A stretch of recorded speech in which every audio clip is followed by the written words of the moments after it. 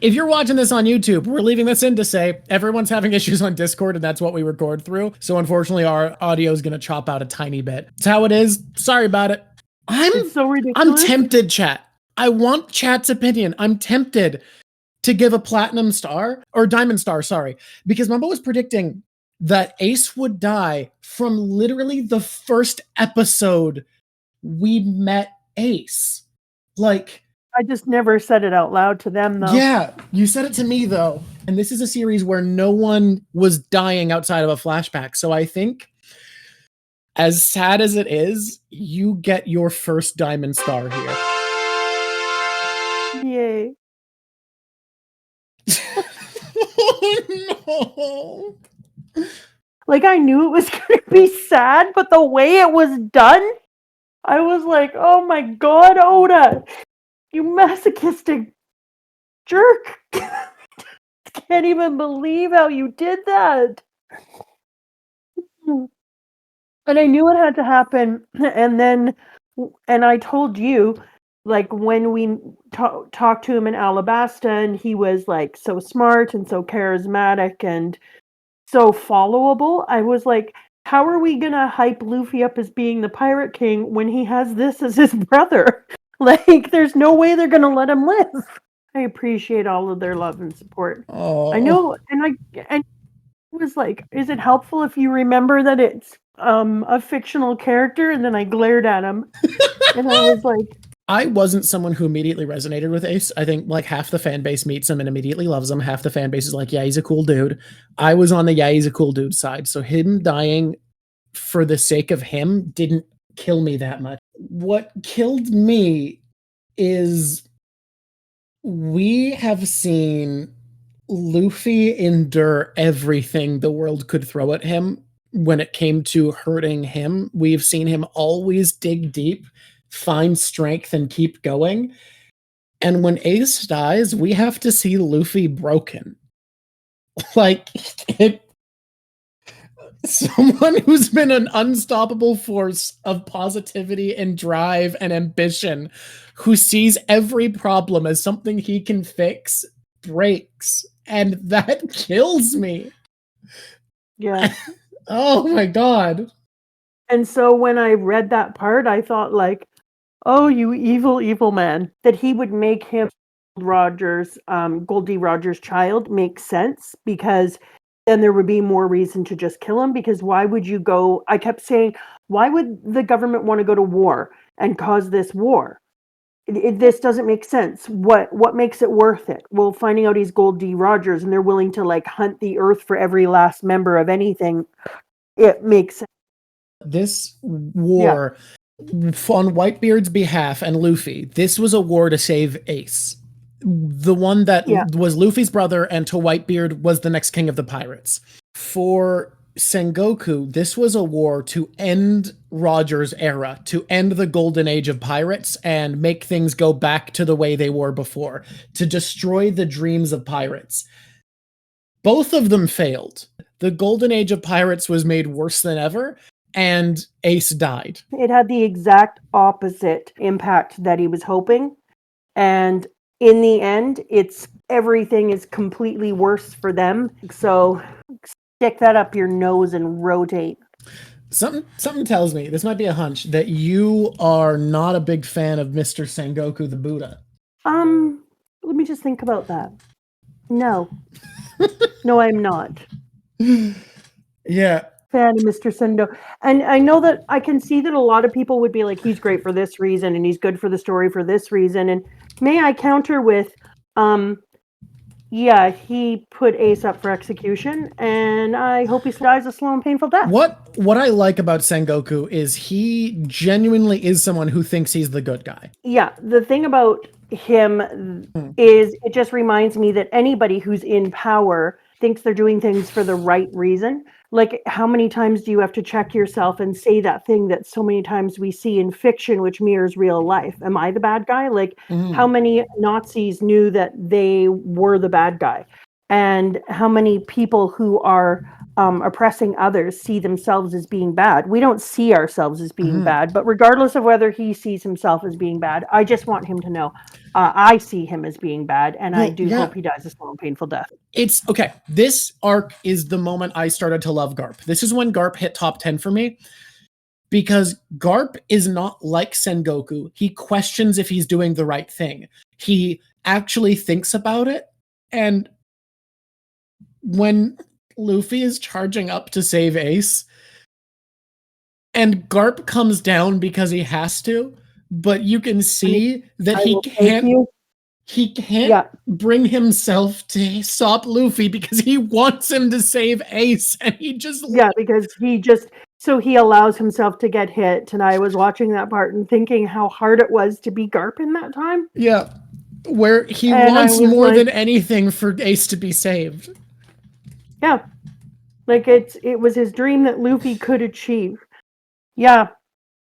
Should we go through this in any kind of a, I think we should. I think we have to. God, it hurts me. By the way, this is so terrible. I have never been angrier at you in a long time. How dare he? How dare he make me read this?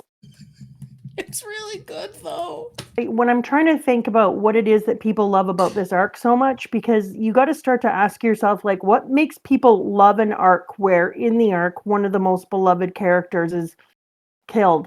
And I know that there's a few different pieces, like we talked about. We have all the main characters showing up all at the same place. We have all these interesting things happening, and we're finding out a true scope of the world in a much bigger way. Like, we're finding out what the populace is like, and what people are doing. Like, the idea that there's a type of closed circuit television that they use snails to do closed circuit television and streaming was kind of amazing. But it's also like you can feel when you're reading this that he was doing a culmination of something very important. And so I knew as soon as I was reading this, I knew, okay, this is where the time skip is going to be. We're going to skip after this, and I don't know what that looks like. And I won't talk about it because some people aren't caught up. But I immediately said to myself, yeah, this is it. Because this is such a freaking culmination of so many things. And they're going to answer questions, and they're going to cause bigger problems, and they're going to change everything. And then sure enough, an absolute ballistic change. It's absolutely ballistic. This arc is an accomplishment of writing, because we have the culmination of every force in the world we've had built up coming together. Each of them comes in with their own motivation, their own character. We have the conclusion of arcs. Background characters we've barely interacted with up to this point come in with the culmination of a character arc we didn't notice. All of them come together for a perfect crescendo to every bit of tension that's built up through the first half of the series. And it perfectly sets up the rest of the series at the same time. Doing all of that at once is incredible writing. It's important to note, like, when you say sets up the rest of the series, it sets up a change of tone. And that's difficult to do. Like, it says to you, here's the tone you've been reading, and you're about to read the second section in a completely different tone. Okay. Let's start this. I told you how I thought it was so interesting that they go around the world and show all the different areas that people are worried and waiting to see how this changes their entire life, because it will. You're talking about this battle and going to war with Whitebeard, and I knew that it was going to have to end the way it probably ended, with Whitebeard's death, because I thought to myself, like, if it doesn't end with Whitebeard's death, it ends with Whitebeard's vengeance. And if it ends with Whitebeard's vengeance, it becomes a different story, having to follow Whitebeard and having to follow him do all of these things. But it also felt like we were seeing the beginning of Luffy learning how to use one of his greatest powers and getting people to love him in that really deep way, because Ace is trying to push him away, and he's like, my friend, you are going to be my friend. You're going to raise him then, Datum. What, are you serious? This is your new home. And he's so angry about it when Luffy goes there, and you can already see the beginning of him, like, being like, are you freaking kidding me? But you can already start to see that power emerging in Luffy, and I thought that was pretty cool. One of the most important things that Luffy does, and the thing that's going to help him in the end, I'm going to talk about this now because I do what I want. The thing that's going to get so that Luffy wins, gets the One Piece, does the winning in the end, is going to be Luffy's strength and friendships and have people want to be a part of Luffy's journey and his story. Mm-hmm. I think that's going to be the most important part of it. Whereas Blackbeard is going to find that when he gets to the end, he has nothing left to give anyone. And therefore, I think that's what's going to make it so that Luffy wins and Blackbeard loses. And this is something you and I both talked about, because I said it's so important to hear these backstories and watch Luffy pull everyone in this fight who's battling to save Ace eventually finds themselves, and he's nothing. And that's really cool to get to see in this arc. We get to see how small Luffy is in this big wide world. Then you get to watch him go through this fight and pull one person after another person onto his side, including people who should be on the other side but fight on his behalf because of his strength of pulling people into wanting to help him. People talk about it in this arc. They highlight it. And I think that's super important, because I think that Oda is trying to set us up and say, one day we're going to come to a point where Blackbeard gets to the end. He has as much power as he can possibly get. Mm-hmm. And now he's trying to win the One Piece and Luffy's trying to win the One Piece. But Blackbeard isn't going to have the support and the need that he has, because he's going to give out all the favors he can. People aren't going to support him anymore. They don't support him because they like him. They don't support him because they want to be part of his journey. They support him because he's getting them to what they want. Whereas Luffy has this ability to pull people on and make them want to be his friend, helper, his support. They actually want to watch him succeed. So when the two of them get to the end, there's going to be a very big difference between the people who want to help Luffy and the people who are no longer have anything to gain from Blackbeard are going to just move away from him. So when they bloop from underneath the ocean and pop up into the middle of the crescent moon, and let's just be reminded that this is a moon.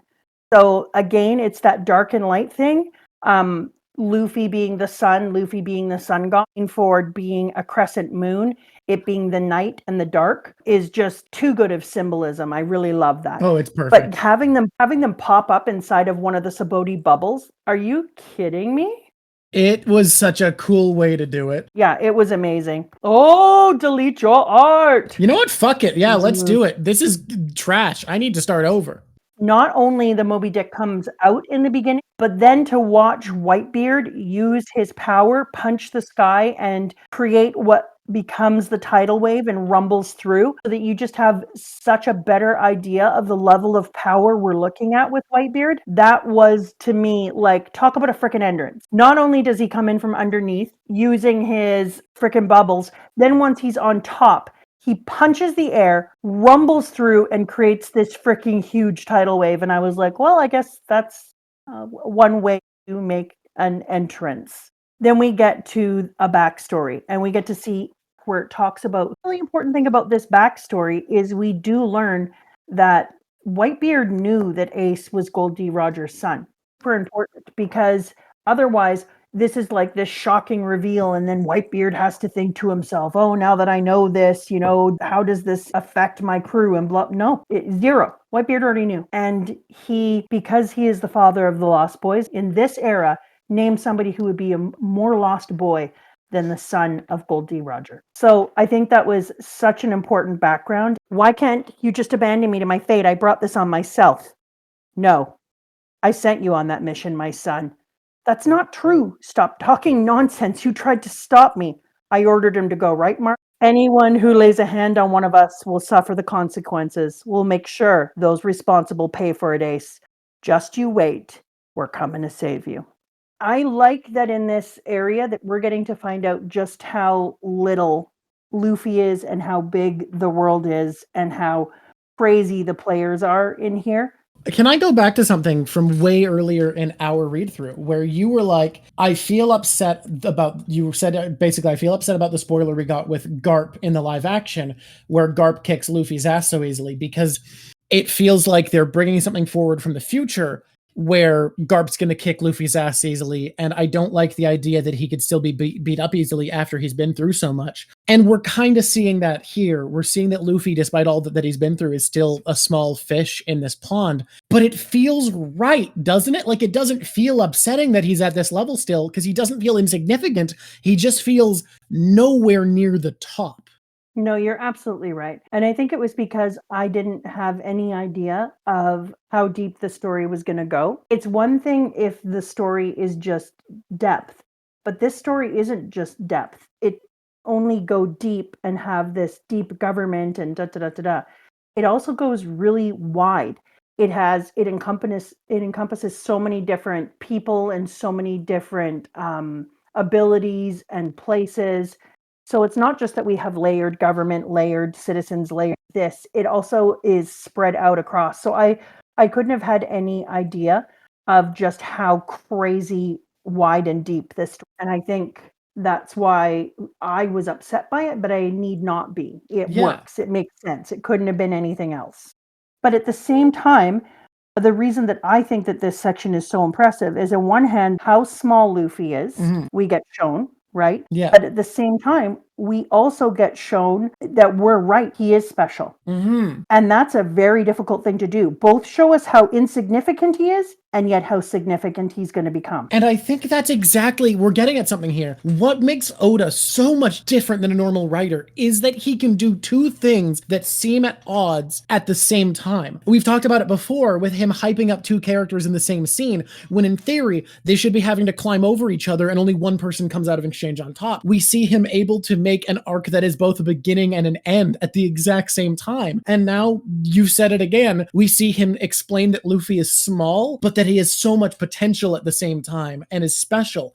He does things that seem like they should be entirely opposed at once, and it's incredible. Marco's fruit, wild. You have met your first mythical Zoan and your first Zoan other than Chopper who can manipulate their fruit in more fine ways as a Zoan than just having a hybrid and a fully transformed form. Which means I think I'm right when I say that dragon can actually be a dragon, because he could have eaten a Zoan fruit that allows him to be a dragon. Because now we know mythical animals are on the table. Marco's fruit is so cool. Also, glad he's a little more handsome than he was last time. And I think that getting to see how powerful his phoenix is, so it's not only just that he has this phoenix power, it's that his phoenix power is so unbelievably strong and absolutely like one of those skills that you're like, holy crap, how are people going to compete or fight against him? The Buddha is a weird one, right? For so many reasons. Like, is the Buddha weird because it's a Buddha? Yes. When I was thinking of being rude this episode before I decided to be nice, I was going to put in your clip here where you said a devil fruit can't make someone a god, because his devil fruit literally does turn him into a divine being. Or is Buddha an enlightened human and therefore not claiming to be a god? So, yeah, I don't know. An interesting thing. But I don't see the Buddha on the same plate as I see a phoenix. It'd be like a unicorn fruit. Ooh, a unicorn fruit. I now think that I would like a unicorn fruit. Maybe a Kirin. I don't know. I just really like the idea of getting to find Don Flamingo and putting my horn through his heart. That's all I'm saying. Not a Don Quixote do Flamingo fan, huh? No, I hate him, and I want to put my horn through his heart. Okay. The Great Eruption volcano hand. Holy shit.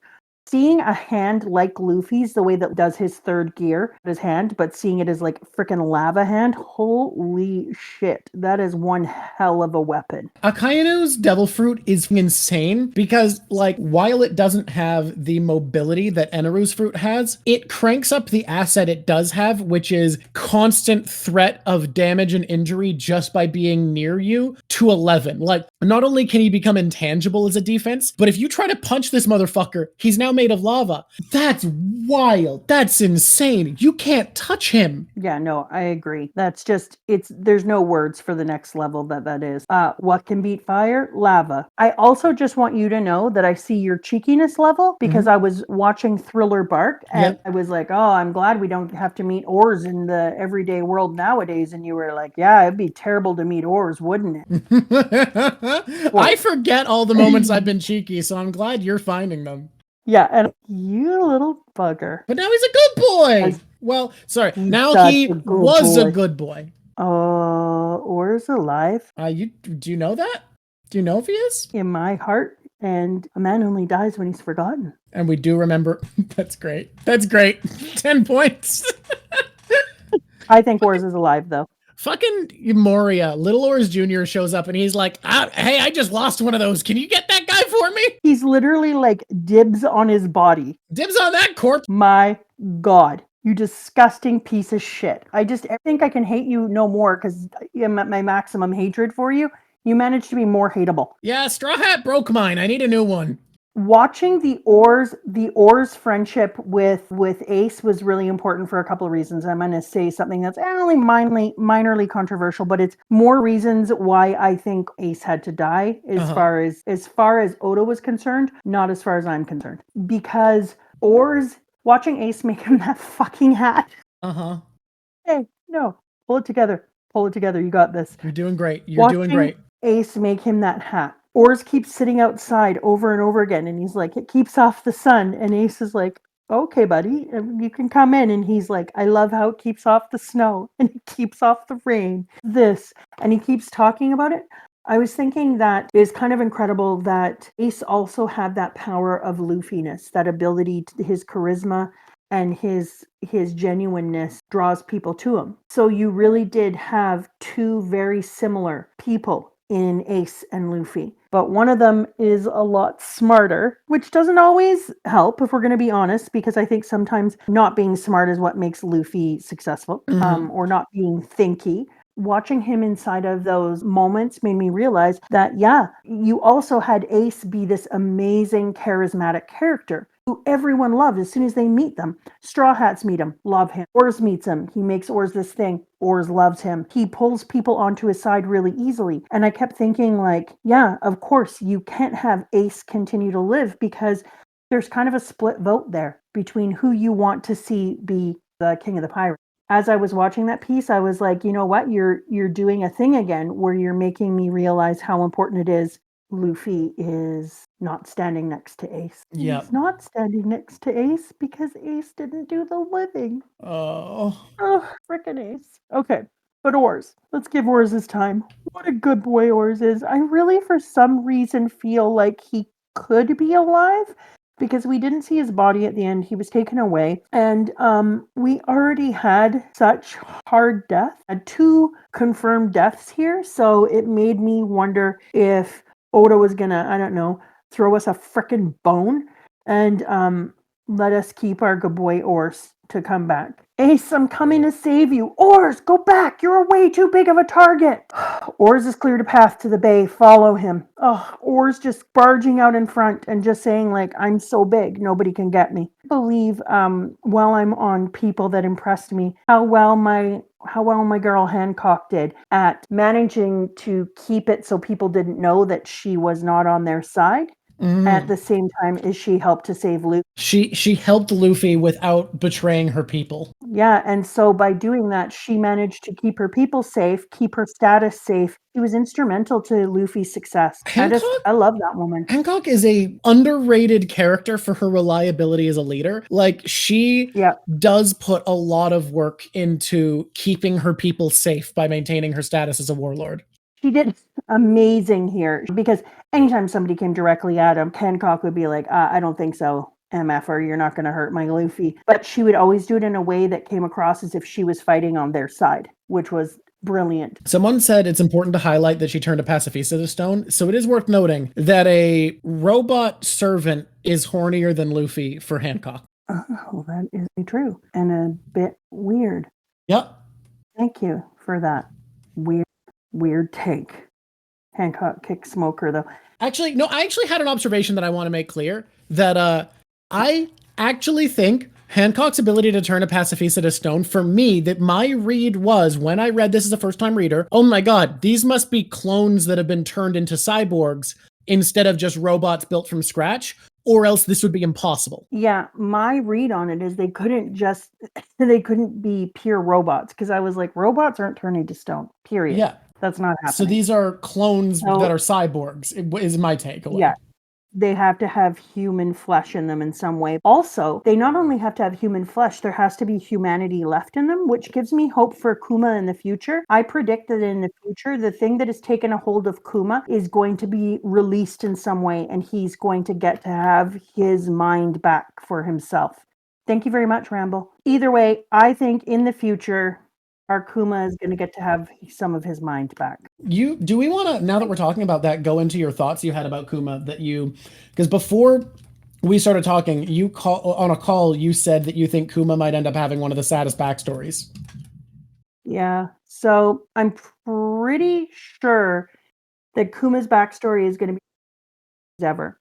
So when you look at the fact that he obviously had deep, deep friendships, then because we know that he was such good friends with Ivan that Ivan stood there staring at him and saying, "Why don't you recognize me? Look at me, Kuma."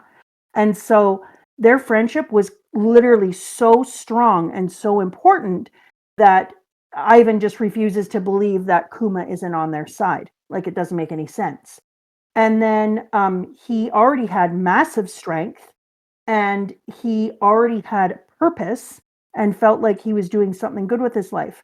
So for somebody who has purpose, friendship, love, and strength, why did he feel like he needed to be part of a government's pacifista and then have these clones with this ability made out of him?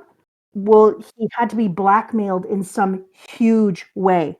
They had to either threaten people very, very important to him and say that if he agreed to do this thing, that they would leave him alone, or he's had to have someone taken from him who he was having released, or something like that.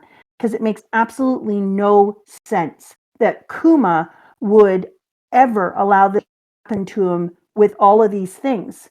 And so because of this, I think that Kuma, there is some backstory here of what the government has done to him and how they have convinced him to become the thing he has become. And when we find it out, crushing. Kuma's backstory is going to absolutely crush us.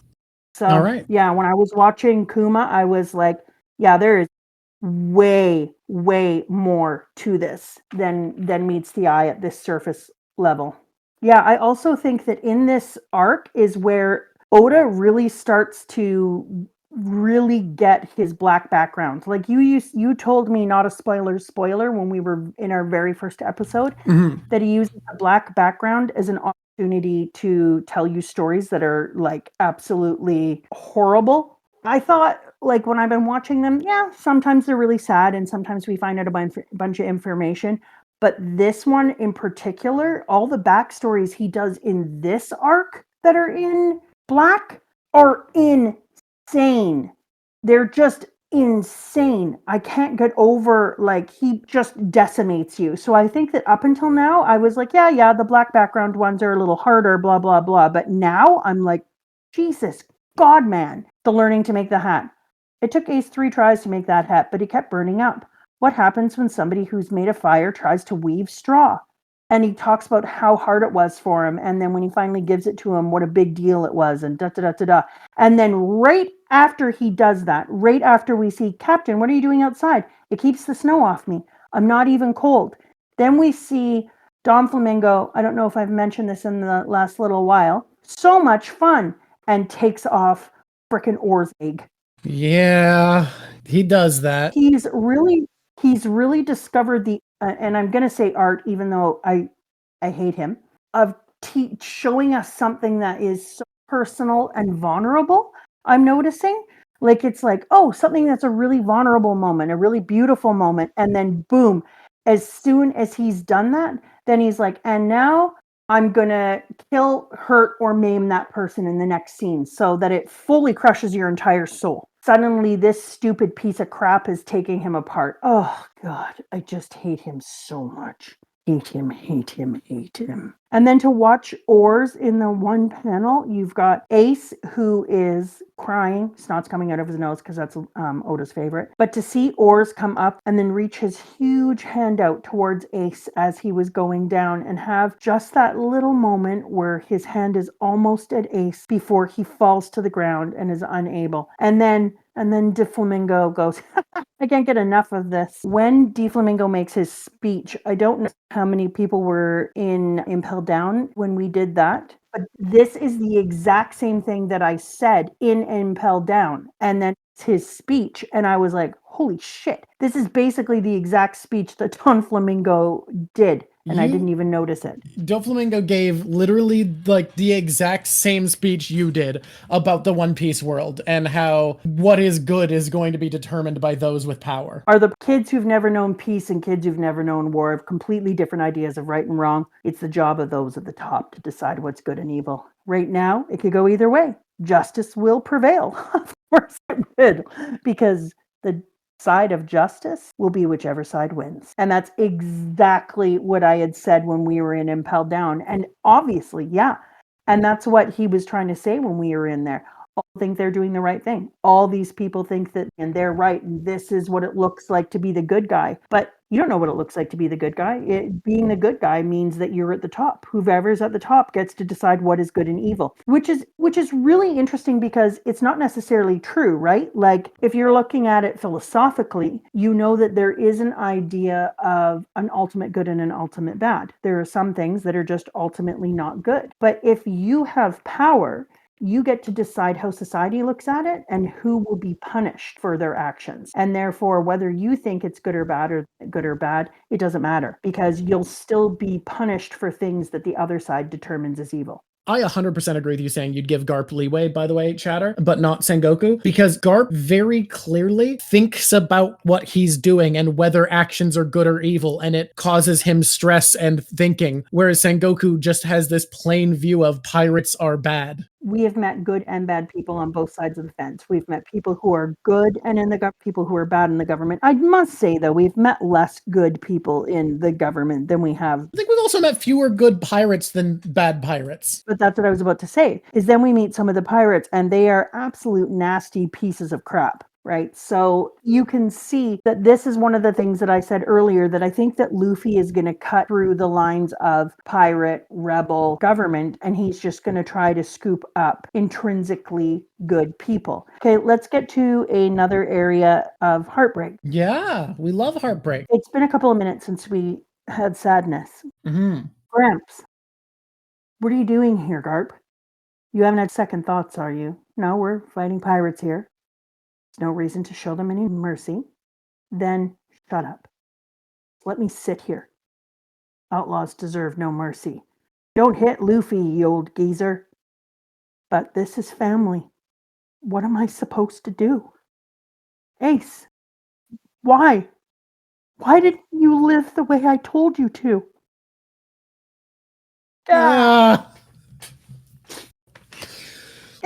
This is so much of why I love Garp is how much it hurts him to be confronted with his failures and how much he wishes he could save these boys. Oh, and the flashbacks to little kids. Yeah. Oh.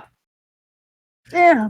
And now that we know this is Roger's son, the son of the world's worst criminal, and Garp tried to raise him to be a Marine boy and wanted to save him and protect him. And all of it was sad, but the thing that actually made me start crying and is making me waz right now, rereading it and looking at it, it's beside him, crisscross. Yep. He just sits down. He just sits beside Ace and is like, if he's gonna die, I'm going to sit beside him while he dies. I'm going to be here. I'm going to be his family. I'm going to be someone he can look to who he knows the world. And that was... Yep. And so even though I want to punch Garp all the time because he's a shitty grandfather. He wasn't great. I just am like... He loves them so much. He does. He loves them so much. And you see in that moment that he was desperately just trying to make them be as far away from piracy as possible, knowing Ace's background and knowing where he came from, because it was so important he could save them. Yeah. That he could put them on the right side of power.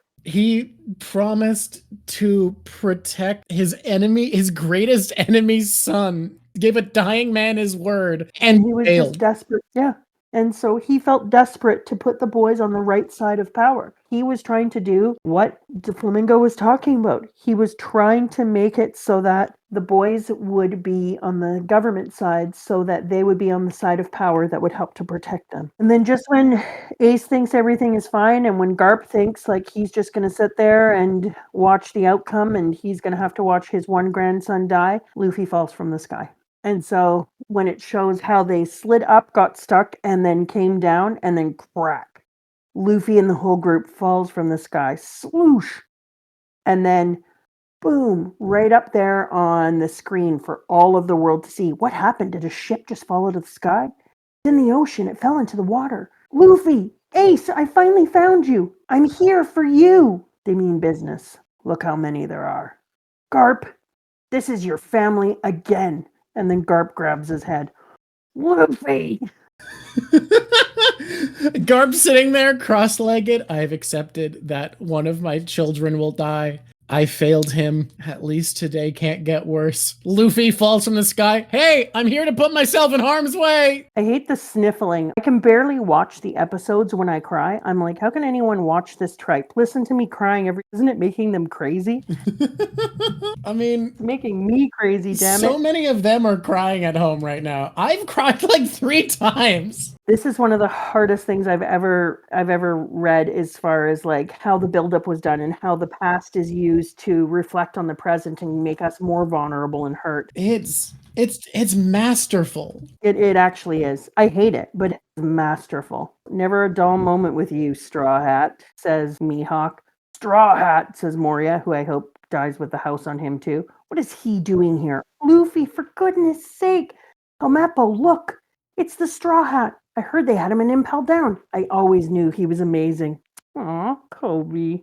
Kobe's such a Luffy fan. He's such a Luffy stan. I love that Luffy falls and everyone immediately reacts like, oh my god, it's Luffy. That's incredible. It's Luffy. And then you're like, we're going to find out just how strong Luffy is. Well, he's strong, but not that strong. And so I loved how that was slow played. The real reason that everyone is about Luffy isn't just because he's the real reason is that people are like, we have actual feelings and cares and worries and things about Luffy. I also loved that, do you know who you're up against? You're going to be killed for sure. Shut up. That's not for you to say. I know you're trying to become a pirate king, but I'm going to be the pirate king, not you. And then Whitebeard goes, cheeky devil.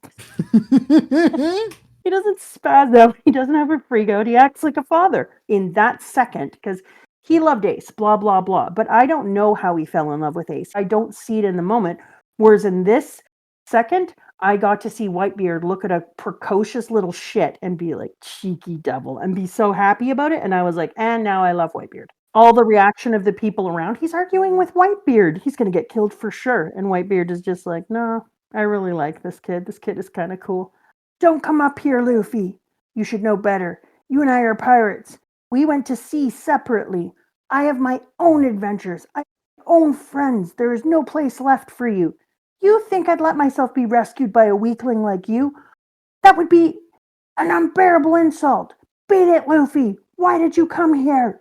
Ace, please, Luffy. I don't want you to get killed for me. It's my own fault I'm here. I'm your little brother. I don't care about your pirate rules. This breaks you every time. Like, breaks you. I knew it was going to break me, but we're brothers. I'm your little brother. Screw you. I don't care about your pirate rules. I'm here to save you. You can get over it. Why'd you got to do this? Why'd you got to do this? Also, Old Jim is one of my favorite characters in the history of ever. He's so good. So Luffy gains himself a reputation within this fight because everyone finds out he's the son of Dragon the Revolutionary. And once people find out that he's Dragon's son, and then that goes over the news from Sabaody Archipelago, I don't care. There's no point in hiding it anymore, Luffy. He's already a notorious outlaw. This news isn't going to make any difference now. Garp is just like one thing after another just coming out. And Garp is like, are you freaking kidding me? I've been trying to keep these assholes safe for so long. One of them is the freaking son of Goldie Roger, and one is the son of goddamn Dragon. And somehow they managed to stick themselves in the center of hell. If I were Garp, I'd be side-eyeing Kobe with hope. Like, please let one of my son figures not fucking turn into a pirate. Oh, God, can you please just behave? Can you just be normal? Spoiler alert. No, You think Kobe can't be normal? no. Say whatever you Okay. want. I'm going to save you even if it kills me. And then Whitebeard says, don't you let him die, Marco. Oh, I love that. Whitebeard. God, that was so good. That was, how does he do that as an author? How does he make one panel with one little tiny phrase and yes, oh, that's so good. Like so good. Yeah, one little panel with one line can mean so much.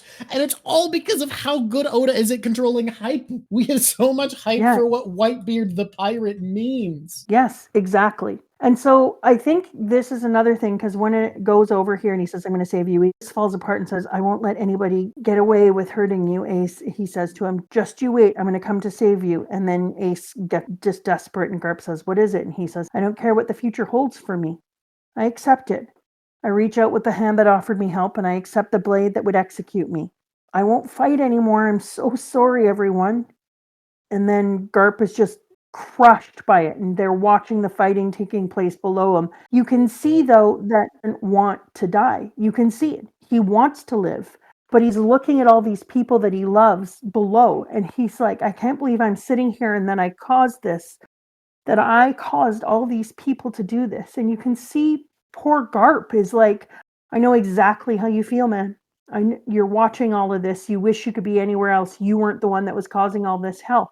I don't know what to tell you. This is what it is. Like you They're can see the suffering pain in Garp. together. Yeah, and they're just both sitting there quietly suffering because Garp has his hands tied metaphorically by his position, and Ace has his hands tied literally. And the two of them are just sitting there side by side, prisoners of their own making, wishing that they can do anything to help the people that they love, and there isn't. So they just have to watch it unfold. And that was devastating. You can't beat me with your abilities, says Smoker. Dragon saved you back in Logtown, Straw Hat. I feel weak. Get that club off of me. And then boom! Along comes my great girl. Let him go. How'd you hit me? I'm made of smoke. And then she manages to do it in an interesting way. Hancock, do you want to be stripped of the title of warlord too? Silence! I'm too furious to hear your words. How dare you strike and try to capture the man I love? The pirate empress saved Straw Hat. Cough, cough. You'll be punished severely for that. I've never been so angry before in my life. I will tear you to pieces and feed you to the beasts. So this is the one time that she gives zero shit and she just exposes herself and doesn't keep her people safe. And I was like, oh my God. And how she managed to get around that because Smoker is just not high up enough that it became a huge problem yet. And I'm wondering if it's going to. It says her name. Yes, he spoke my name again. And somehow she thinks that they're married. But this was so heartbreaking for Iva. Kuma, if you don't stop, I'm going to have to hit you back. Cut it out. It's me. Don't you remember this face? Hey, I don't know how you two are connected, but save your breath. What are you talking about? You think he's Bartholomew Kuma, right? But I have news for you. The real tyrant Kuma is already dead. I didn't understand why. Like, I wondered if the reason that Don De Flamingo actually, you know what? No, screw that. I need a new name for him. Not Don Quixote do Flamingo? No, it's too good for him. You know, kind of like Crocodile Face. Yeah. He needs a name that's something. What is with this Doffy thing? Is that what people call him? Doffy is a thing a lot of people call him. Okay, well, Doffy's not bad. I like Faux Fuck Mingo. That's a good one. Or Mingo, but that Mingo is too cool. I wouldn't hate the word Mingo. Flamingo head goes with the thing.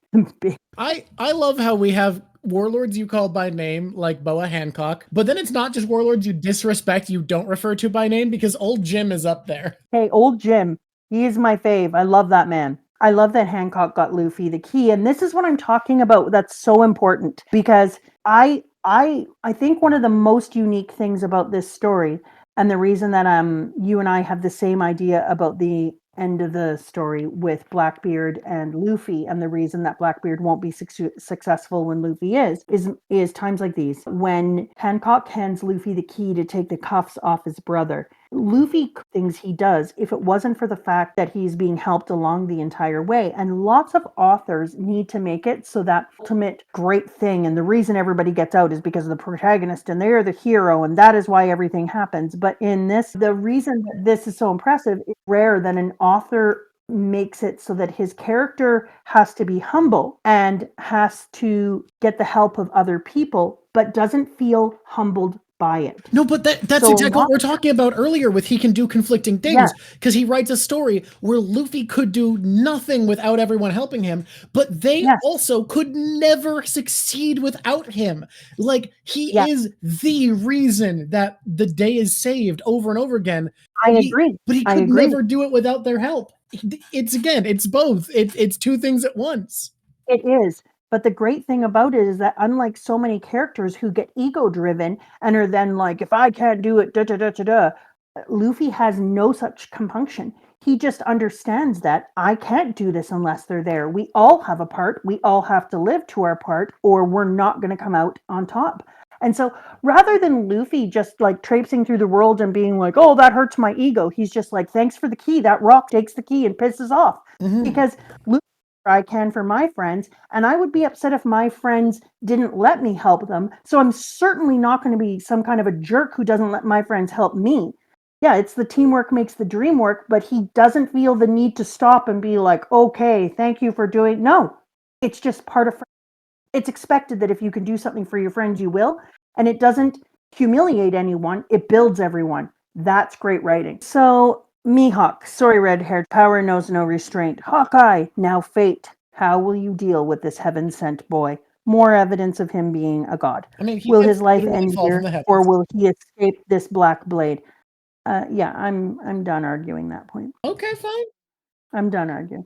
I don't have time. I love this too, because this was kind of, you know how we always talk about Blackbeard. He pieces out, he runs off, he doesn't bother to do things because he's like, that is a waste of my breath and time, and I'm not ready for that. And right in this moment, Luffy says, I don't have time to fight someone that strong. I'm here to save Ace. He's just like, I can't believe I have to be in this stupid battle. I don't have time for this shit. Yeah, and then Ivankov's people, Hawkeye, do you remember us? We challenged you in the past and we lost. And he's like, why would I bother remembering you? They take just enough time to pull attention away. And then Luffy doesn't hang out. He backs away from the fight. He gets underneath his weapon and he immediately is bouncing away from him, trying to find a way to get away. He's not going to fight. He's not worried about his feelings. Oh, he does do one thing that's really, really good, because everyone talks about how goated Buggy is, and I loved Buggy in Impel Down. I think Buggy was top. I think he was less top tier here, where he got weirdly into his own awesomeness, but the Buggy shield is so sweet. Where Luffy is like, well, he can be cut and cut and cut. That doesn't matter. So because of that, I'm going to use him as like a shield. Gum human shield. What do you think you're doing, Straw Hat? You're a Hawkeye. Take this special Muggy Ball. And it's pretty cool when they work together. Thanks, Buggy. I'll never forget you. Buggy is so unhappy with it, but Luffy doesn't hang out and wait for other things to happen. And sure enough, he gets some backup. Nice to meet you, Mihawk. Only an ignoramus wouldn't know you. And he gets some backup and he's able to take off. Luffy doesn't sit around. Luffy doesn't wait for things to happen because his whole focus is simply making it up to Ace. Crocodile, remember when I said, this is another gold star for me, by the way. Remember when I said that Crocodile and Luffy would fight together? You did. Boom. Yeah, well, here we are. Crocodile and Luffy fighting together. I also love him being like, I'm here to pick a fight with Whitebeard, and Whitebeard just goes, fuck off, and he's like, no, help Luffy. Also, Luffy kicks him in the face right away and is like, no, Ace likes that old man. Bitch, I kicked your ass once and I ain't weaker now. Yeah, you think I got less strong? And finding out how strong Crocodile is and who he's able to fight in this really helped me to actually appreciate Luffy's strength a little more. I don't think Luffy has no place in this fight. It's just he's nowhere. He's not. He's in the top 50 instead of the top 10. Exactly. And I think that that's a thing to remember, is it's not like Luffy doesn't belong in this fight, because if Crocodile belongs in this fight, then Luffy does, because Luffy eventually found a weakness and was able to do it. You're doing a whole different style of art here. Yeah. Oh, have you not been watching? No. Ever since the Delete Your Art, I was like, yeah, this isn't working. Let's go for something entirely new that I've never done before, ever. So that's what we're doing. I have never done something like this, and we're just going for it. For you. That's wild. I love it. I also hate the Navy force of all the Kumas. Like, I was glad to see them here because I've been waiting to see how they would be used. So I was like, oh, that's pretty cool. What a cool way to do this. But I hate them. And I'm thinking, like, if you're a populace and you see that, you're not thinking like, oh, good, we're so protected. You think, oh God, we're screwed. Like, we have no power. We could never do anything against this. You say that, So I think but whenever people see their government use crazy weapons, a lot of people are like, wow, we are so strong. That's good. It's interesting, though, because I think of this as a very different type of weapon, because I agree with you. But this You're right. is... If our government was introducing RoboCop, I think people might get nervous. But Yeah. again, we also have a lot of media like RoboCop. Yeah. Love the idea, though, that the bad Buddha saw this and was like, okay, this is exactly where I want this to be cut off now. But little does he know that you've got frickin'... So even though I'm kind of pissed at Buggy in this arc and he's being such a tool, I like that because of Buggy standing for himself and letting others stand, that he ends up making sure that this gets filmed without his knowing. And so we actually get to see a lot of the broadcast going out, because could that have gone better? This is supposed to be a secret that I'm a legendary pirate. Captain Buggy, your nose is bleeding. Wipe your face, please, and we'll do the shoot. Are you the great pirate, Buggy the Clown? Yep, that's me. And I love that it keeps getting filmed the entire time, and without their knowledge, you're screwed, dude. How sad. The whole part with Whitebeard getting stabbed by his own crew and his own crewmen believing in the story and saying, like, why did you do it? Tell the truth. You were in cahoots with the Navy and you made a deal to save Whitebeard Pirates Ace. And that was crushing. And then, more importantly, to have him realize that he had been fooled and how easily he had been fooled and fallen under the influence, very, very hard to watch. It's so brutal. Yeah. Because it's one thing to be proven wrong, to realize that you are so wrong and the person that you just hurt is still the person that you respected and you might love them even more. And to have him say, you may be a fool, but I still love you. And he just hugs Squard. Oh, brutal. That's way worse than a punishment, let's be honest. My stupid son. Yeah. Way better to be punished and turned away than to have the person you love grab you and say, I'm not dead, I'm disappointed. Oh, that's amazing. I can't believe that he believed in Ekunu either. Like, come on. How do you believe somebody like that? That was beyond gullible, but still crushing. What are you doing? I tried to kill you. You've always been one of my most loyal followers. Who was it that lured you into the dark depths of doubt? He was the rebel from the Navy. He told me that if I stabbed, would be spared. Be good to each other. Ace isn't the only one who's special. And then, if you are pirates, decide now who you believe. If you're coming with me, kiss your lives goodbye. Oh, God, I love Whitebeard. The world is going to be so much less cool without Whitebeard in it. Agreed. Follow Pops. Make a path for Pops. We'll make the Navy pay for this. Jinbei, look. Our enemies have all gathered in the plaza. I know. I have a bad feeling about this. But Pops is making his move and we can't stop now. This fight is absolutely crushing. Someone asked me to add Mr. 3 to the drawing, and I don't feel like I can fit that into the composition. I could see why they would want you to. He does kind of deserve it. He does deserve it, not gonna question. Mr. 3 was such a weirdly valuable player in this arc. He really was. Which was interesting because Mr. 2 was essential for our last arc, and then Mr. 3 being essential for this arc. It was really, really... Luffy has a knack for turning former enemies into allies. So I was thinking about this idea of people at the top decide what justice is and who is right and wrong, and I started to realize that Luffy is kind of the antidote to that. Because Luffy, everywhere he goes, it's almost like he clears minds. And everyone he talks to is suddenly able to see beyond power and just see right and wrong. And he gives people the ability to have their own mind.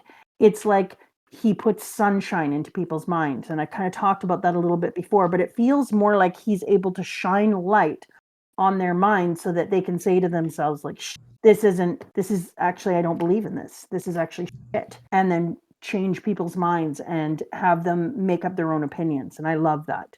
The sun clears the fog. Exactly. From out of the darkness. Exactly. Okay, I'm going back into the pirate. Oh, and then Shithead, the flamingo, says some things and I don't care what they are. Get lost. The three admirals, when they fight together, God dang, they're powerful. Coming in here with swagger, coming in here with drip, coming in here with power. The whole package, these three. They are something else. Damn, they are powerful. They are scary. I also love that they've all been built up over the entire series so far. Akainu as this force of destruction, willing to do anything he's ordered to. Aokiji as this strange, meandering force in the world. And Kuzan as this weapon who will just show up and with boredom annihilate pirates. Absolutely. And then when they're like, now's the time, melt the ice. Oh my God.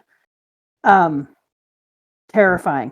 And they think that they're going to get away with the decimation and the way they're having it. So it was just amazing to me when they're freaking putting out the lava and you've got Whitebeard chucking out the rumbles and creating the tidal waves in the air. And I was just like, this is getting so bloody nasty. I wish the world could see this. And there's going to be, and I loved that. And little Oars Jr. coming up at the end when you think he's dead. He's still alive. Oars! And doing that one last final push. Yeah, doing everything he can to help. I really want to take, and this was one of the things that I might wanted a picture of, was Luffy when he's going into Gear 2. And he's standing in front of the three admirals in Gear 2.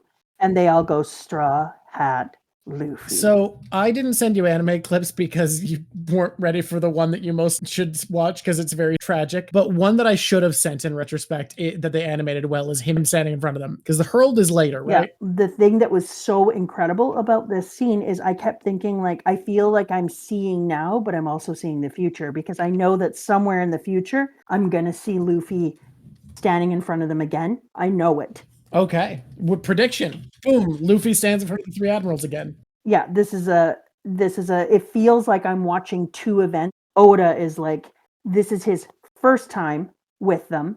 And sometimes this exact same moment again. Because when Luffy gets there in front of them, this giant ass mast broken over top of them.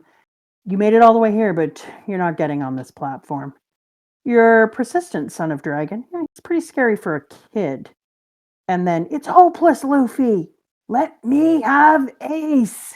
And he cracks the freaking thing and grabs the mast. I was like, dear sweet Jesus, does this kid have no worries about his well-being?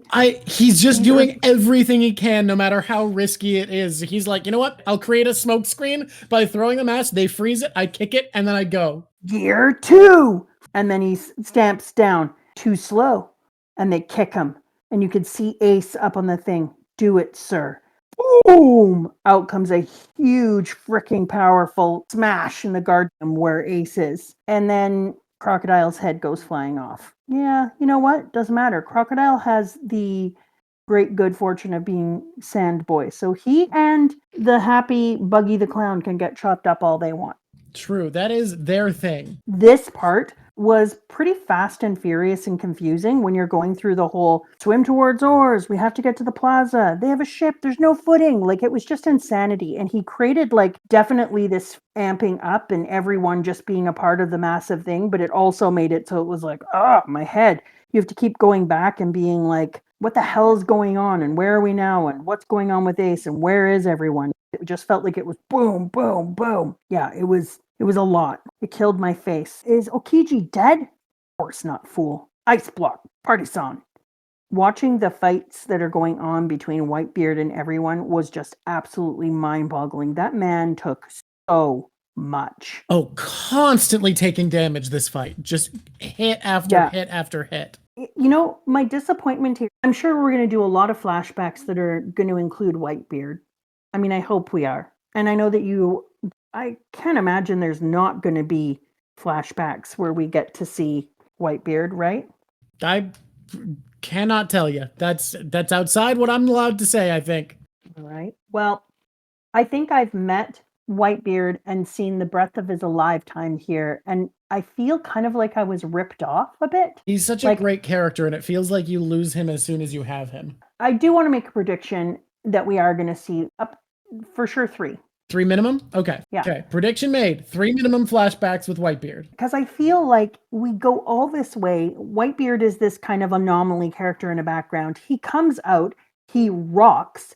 He's such an incredible character. And then as soon as we fall in love with him, dead.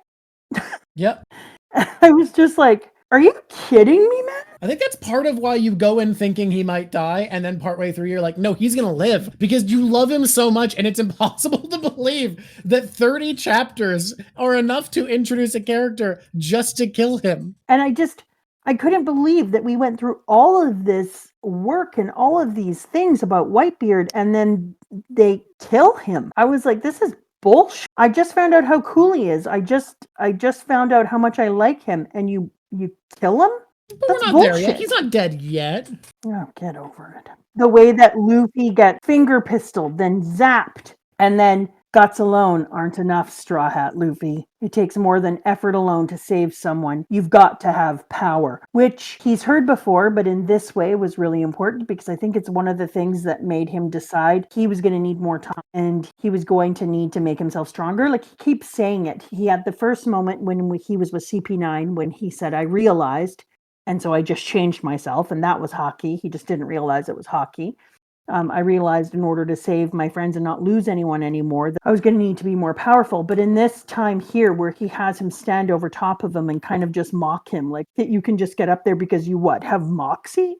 No. That's not going to do it. I think for Luffy, this was a point where he understood, like, okay, once he came back around, once he was able to stand and breathe again after losing his brother, I think that this was where he realized, like, no, I'm changing myself. I'm going to completely change who I am. I'm going to up my abilities mass, because there's no way in hell I am ever going through this again. And so I think it was this moment here where he was with, is it Okiji, the tired one? No, yeah. Kuzan's the tired one, Okay. sorry. Oh, no, wait. Okiji's the That's tired his- one. Kuzan's the bored one. I remember.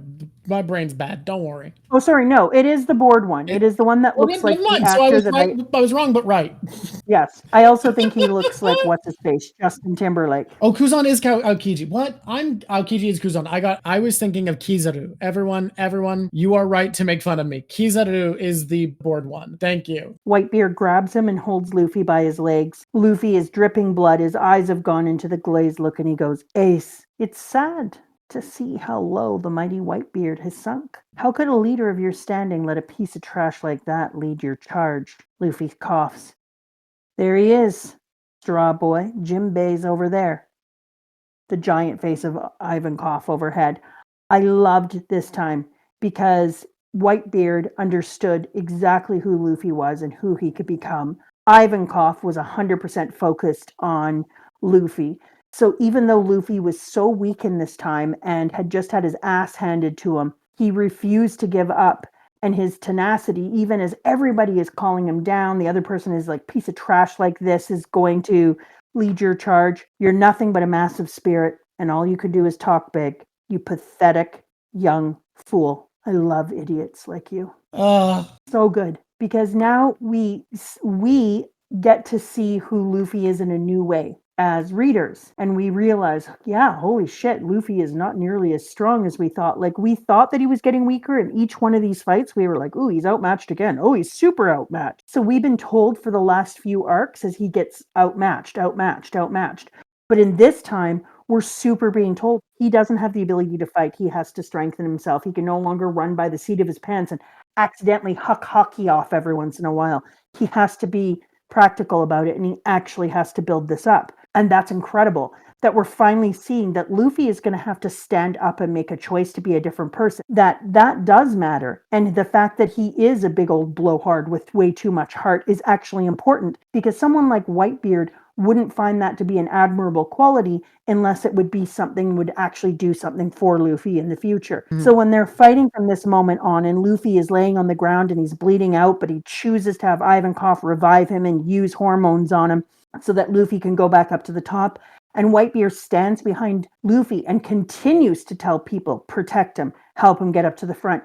We realize that even though we have been watching Luffy get continuously outmatched battle after battle, we realize that Luffy isn't a match that he wants to be at. This is the part where I felt like, but he will, because Whitebeard believes in him, because Whitebeard sees something inside of him and sees who he can be, because Whitebeard immediately loved him and saw him for what he was inside. And it was funny, Whitebeard used his strength and his position and who he is to build Luffy's mind at Luffy's weakest moment in the fight.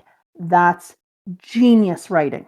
Genius. Literal weakest that we have seen him in the fight, when he is the least impactful, when he's been called down by others. Whitebeard is to make us know, yeah, but there's something to this kid. That's incredible. Oda is so good at his job. It's exactly what we've been talking about the whole time. I think it's taken us a while to really pin it down. And we're noticing it more and more places that Oda's greatest asset as a writer is doing two seemingly contradicting things at the same time. This is going to come back. This is going to come back for the Blackbeard video. You're going to love it. You're going to love it all, how much it comes back for the Blackbeard video. But it really is his most impressive asset as a writer, is doing two seemingly contradictory things at the same time. Side even now. Pops, Luffy, all of my shipmates, they're all bleeding and dying for me. It touches me so deeply and the tears won't stop flowing. And even after everything I've seen and done, I still don't want to die. And he's so embarrassed by the fact that he still doesn't want to die, even though all these people are bleeding and dying for him. And he knows if he just wanted to die, he could save them. Luffy would have nothing to save. And you know why that's so heartbreaking? Because they kill him. So we know before Ace died, he didn't want to die. He wanted to make it out. He wanted to be saved. He wanted to make it. He wanted to be a part of this, and yet he dies. So it makes his death that much harder, because Oda made sure we knew brave, and even though he felt deep regret for what happened and deep regret for everyone trying to save him, he still didn't want to die. And yet he does. It's heartbreaking. And Garp is absolutely gutted by it. Garp is sitting there and thinking like, yeah, and I can't do anything to save you, which is why Garp has the time where when Luffy comes up there, he's like, you're not getting past me. Because Garp was sitting there with Ace and knows how much Ace wants to live, and it reminds him of who he is and what he means to him. That's awful. And then when Luffy is at his weakest, you want me to give you another shot of energy hormones? It would kill you. You've been fighting ever since you broke out of Impel Down. You're covered from being poisoned, and your body can't take it anymore. If you force it to keep going, you are really going to die. As long as I do everything I can, I don't care if I die. Let me fight, Iva. If I don't keep fighting and they kill Ace, I just couldn't live with that. Please give me the power right now. Have it your way. Because we know how crushed Luffy is going to be. We know how much this means to Luffy. He's literally setting us up to have the biggest heartbreak we can in this time. Absolutely trying to set us up so this heartbreak hits harder than anything else. Okay, let's go get our heart broken. Come on, everyone. Follow me. We're going to go have our heart broken now. Everybody get aboard the heartbreak train. Straw Hat Boy, if you collapse again, you're finished. The energy hormone only tricks your body. It doesn't fix your energies. Out of the way. Luffy runs up. He punches Kobe in the face. He's like, Kobe, I don't have any time to fight you. Da-da-da-da-da. Punches Kobe in the face. Moves up. I forgot how dangerous they were. Monkey D. Luffy, says the crazy, crazy Kuma. Boa puts herself in front of him. I can't. Attack aborted. Out goes Luffy again, flying up. Everybody is trying to push through to give him some room. Commander Marco gets hit in the chest with sea prisms. Commander Jozu is down. Everybody is absolutely last stand moment pressing themselves. I am Whitebeard. Whitebeard is fighting with the last moments of his strength. That's all the more reason to stay alive until I've guided my sons towards a brighter future. Right, Ace? What are they doing? They're standing behind Whitebeard. You don't need to understand it. We're here to defend Pops' pride. You're too blasted loyal, you little fools.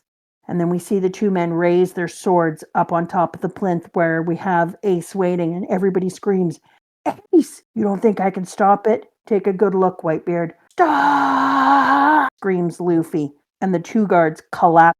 The haki of the Supreme King. You've got to be kidding me, says Okiji. Save you right now, Whitebeard. Oh my, that boy. Luffy gets up to the top. The haki of the Supreme King. It seems he did it instinctively. There's a scary power hidden deep inside of that kid. So you really were born. And then Ace says, you too, Luffy? So we know that Ace also has the power. That's some power, says Ivan. Where did you learn that? Power, says Luffy. I love how often Luffy is using haki and doesn't realize the apples fall far from the tree. Hey, dragon? So now we know Dragon also almost all but certainly has it. Well, he obviously has it. There's no way he doesn't have it if they're saying that. And then Whitebeard screams, "Be the Straw Hat with everything you've got. Give it your best shot, boys. If you're one of the successors to the D, show me what kind of era you will create." And then a full page spread of on huge people running up against them, and Luffy running through the gaps that they create, punching people, kicking people, soaring through the air, trying to get through the whole way so that he can release his brother. And then you've got the ribbon cut from Izumnuma, and she cuts the crab-like ribbon and creates a pathway for Luffy to run up. And you're like, oh, here it is. He's going to go. And he gets to the top. "Grandpa, get out of my way. I'm not Luffy. I'm the vice admiral in this navy." And you're like, there's no way. Is this old man really going to fight Luffy? Is this really how this is going to end? Because we already know that Luffy gets his ass kicked against his grandfather. His grandfather is incredibly strong. It's the hero Garp. The bridge is going to fall. Do something, Straw Hat Boy.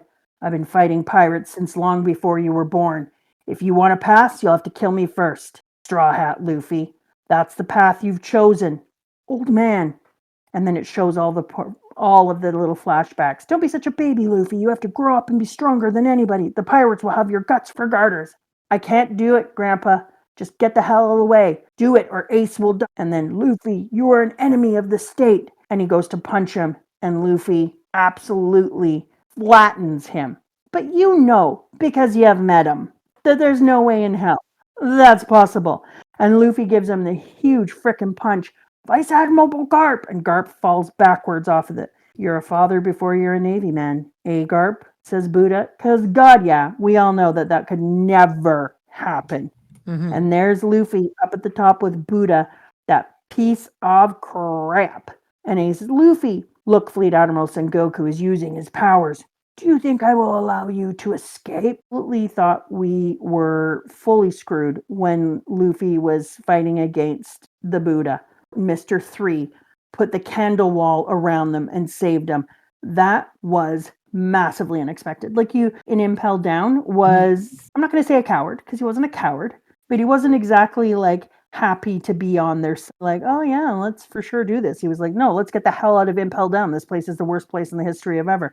And yet there he is. There he is, Mr. 3, standing right over top of Ace and Luffy and absolutely creating a barrier once again. And Mr. 3 is bringing it every time, over and over again. We've got him making Luffy the gloves and the boots. We can kick ass against the poison. Like Mr. 3 really brought it. And I disparaged the shit out of Mr. 3 in the past. When you first met him, you were very anti-Mr. 3. And I was thinking of this moment when I was like, yeah, one day you're going to be grateful for those wax powers. And I was like, wax powers suck, and I hate this kid. He's grody. And here Mr. 3 creating like this strong-ass barrier over top of him. And I was just like, absolutely awesome, my dude. I stand massively corrected.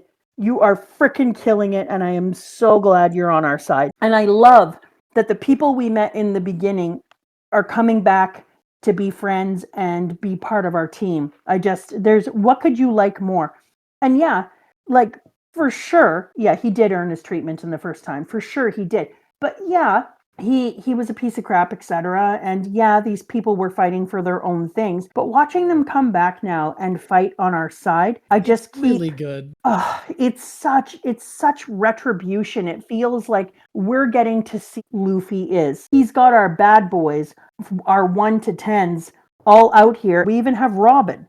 She's a freaking crew member. Like, and how we have all of the people that we met on Drum Island for the secret society that comes out to be in Alabasta, who are all fighting against Vivi, who we still love. And now these bastards are our bastards. That's the best way to put it. Yeah, exactly. Luffy is kind of creating that same level of power that we see in Whitebeard, and we know that probably Red Hair Shanks and our other 4 directions or 4 winds or whatever you want to call them are, because I'm kind of leaning towards winds more and more, and I don't know if I'm right or wrong, because winds are also directions, so it's hard to say. All right. For our 4 guys. But Luffy is kind of moving into that way, in the way that he's kind of collecting his own like huge ass navy. You know what I mean? Mhm. If we get Mr. 3 out on the water and he commands a boat, so I feel like we're a collection of bastards and we're just taking them all together and creating our own force, and it's pretty cool. I agree, everybody. The audio issues do suck. We're doing what we can. It's the way it is, unfortunately. Am I here? You're there, Celio. You don't. I'm the one editing this with you guys tomorrow. You'll be on call, and God, editing in every missing word sounds impossible. So I love that we're collecting all of these bastards. And I really felt like when I was watching this, I was really getting to see the fruits of our labor, what it looks like to fight against people. But then when we help each other out in the jails, when we create friendships like we did with Mr. 2, who I'm not over that. I'm not over that. That was rude. You're not over what happened to your guy? Yeah. I have a hope. I have a hope that we are going to see Mr. 2 again and he's not dead. Like, it's a stupid hope given I know where Mr. 2 was, but I didn't see a body. So until I see a body, that's all I'm saying. Okay. So we have Mr. 3, when the key gets lost, Mr. 3 puts his wax, which is one of my very favorite things that he does, the ability to make a wax, gets out a key and says, go save your brother, Straw Hat. Stunning, Mr. 3, high five. And they go down, and I think to myself, oh my God, and get yourself it. It goes to here. Look inside the flames. It's a tunnel of fire. You'll never change, Luffy. You never do as I tell you. And you get yourself in trouble. And I just love that you've got big old Ace grabbing onto Luffy and pulling him through the flames. And I was thinking, like, come on, Ace. Luffy just saved your ass. The Straw Hat really did it. And I was so happy for Luffy because Ace is free. But I was so sad for me because I'm like, Ace is still going to die.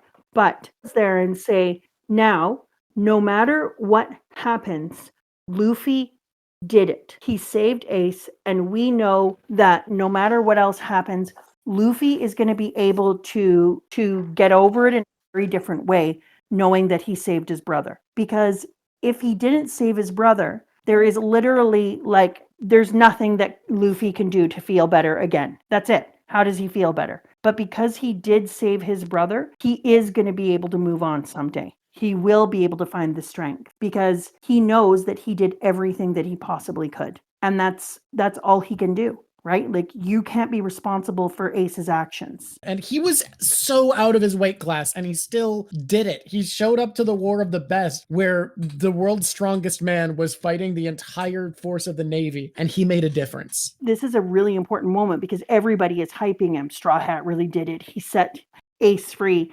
All those impossible stunts back at Impel Down, and he finally did it. Because this is also a massive reputation boost for Luffy, right? Mm-hmm. This changes the way that people see him yet again. When they see Luffy in the future, oh, I wonder if that's when he's going to be wearing his yellow belt. I wonder if that means something. We're here now, people. So grab your tissue. Guys, it's sad time. It's time for everyone to prepare themselves with tissue and with drink. Look, I know you want to slap Ace. We're going to talk about the important character meaning of Ace being a dumbass here. So they're back to back, just like they are in the picture. Can you still fight Luffy? I was so happy for Luffy to have this moment with his brother. Ace's fire is that of the Logia type. Do not let him get away. And you had saved me. Thanks, Luffy. I couldn't have done it without that Whitebeard guy's help. But you're still surrounded, and you're all gonna die.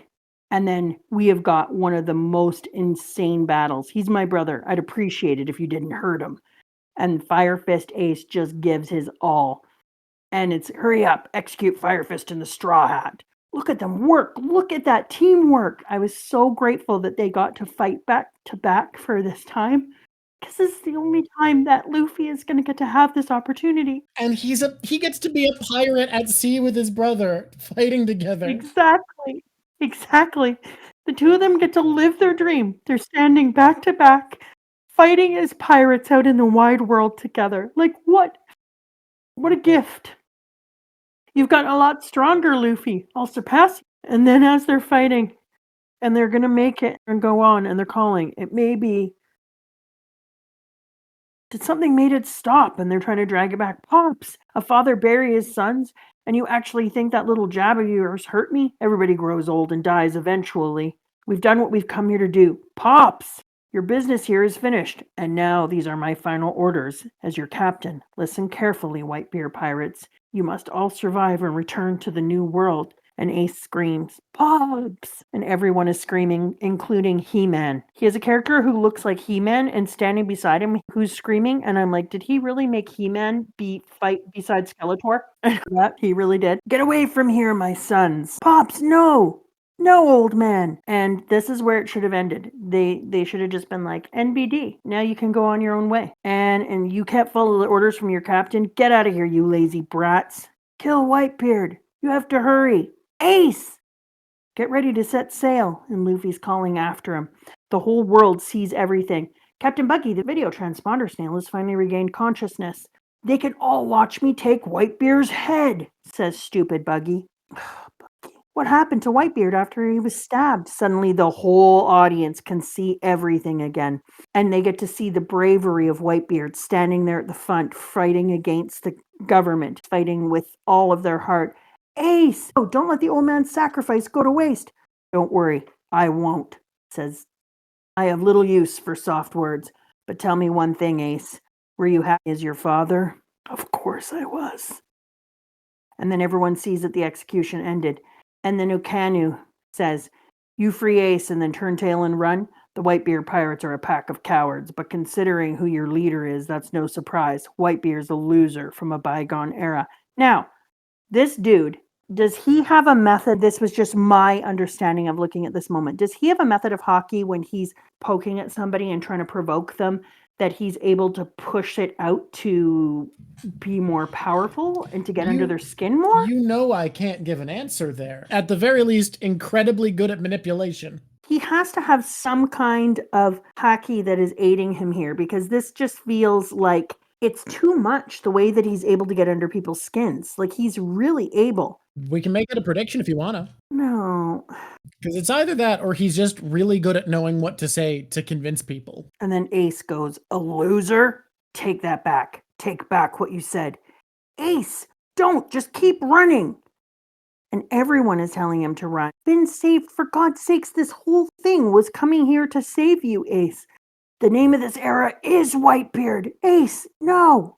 And then that piece of crap rears back and he's going to attack Luffy. And it's in that moment that Ace realizes his mistake and realizes that he's made Luffy vulnerable after everything that Luffy has done to save him, that he's just about to watch his brother get killed because he had to go back and be hot-headed. And the fist goes right through the center of Ace. And I was like, is that going to kill him? It can't kill him. It can't kill him. He's made out of fire. But it doesn't matter.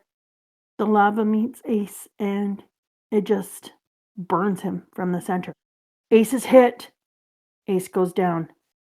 Everyone around is silent and watching. There's a hole raging through this. It's no use. You're still alive, eh? Everyone comes after him. They're all fighting. I can just buy him by sacrificing myself, says old Jim. I was prepared to die from the start. Keep holding me down, Sengoku. If you don't, I'll kill Sakazuki. I love that part. That's that so made me good. very, very happy. Garp just hold me back saying, or I will punch that man. Holding me down or I will kill him. And then Ace falls down and leans on top of Luffy. I'm so sorry, Luffy. Ace, your wounds need treating. I'm sorry you didn't get to save me. I'm sorry. What are you saying? Somebody get him a doctor. Luffy, what are you saying? Are you going to die, Ace? You promised me, remember? You said you would never die. Isn't that what you told me, Ace? Yeah. It reminds me of Sabo. If I didn't have a little brother that needed to be taken care of, oh my God. Yeah. Nobody wanted me. It couldn't be helped. I know if you ever see Daden again, please give her my regards. Dying makes me nostalgic, even for Daden. But there's one thing I've left undone. I wasn't able to see your dream through to the end. But you, I know you can do it. You're my little brother. Oh God. I can't even shout anymore. All I wanted to know was whether I should have been born. I can't even shout anymore. Luffy, listen to my next words carefully. What I say to you. And Luffy,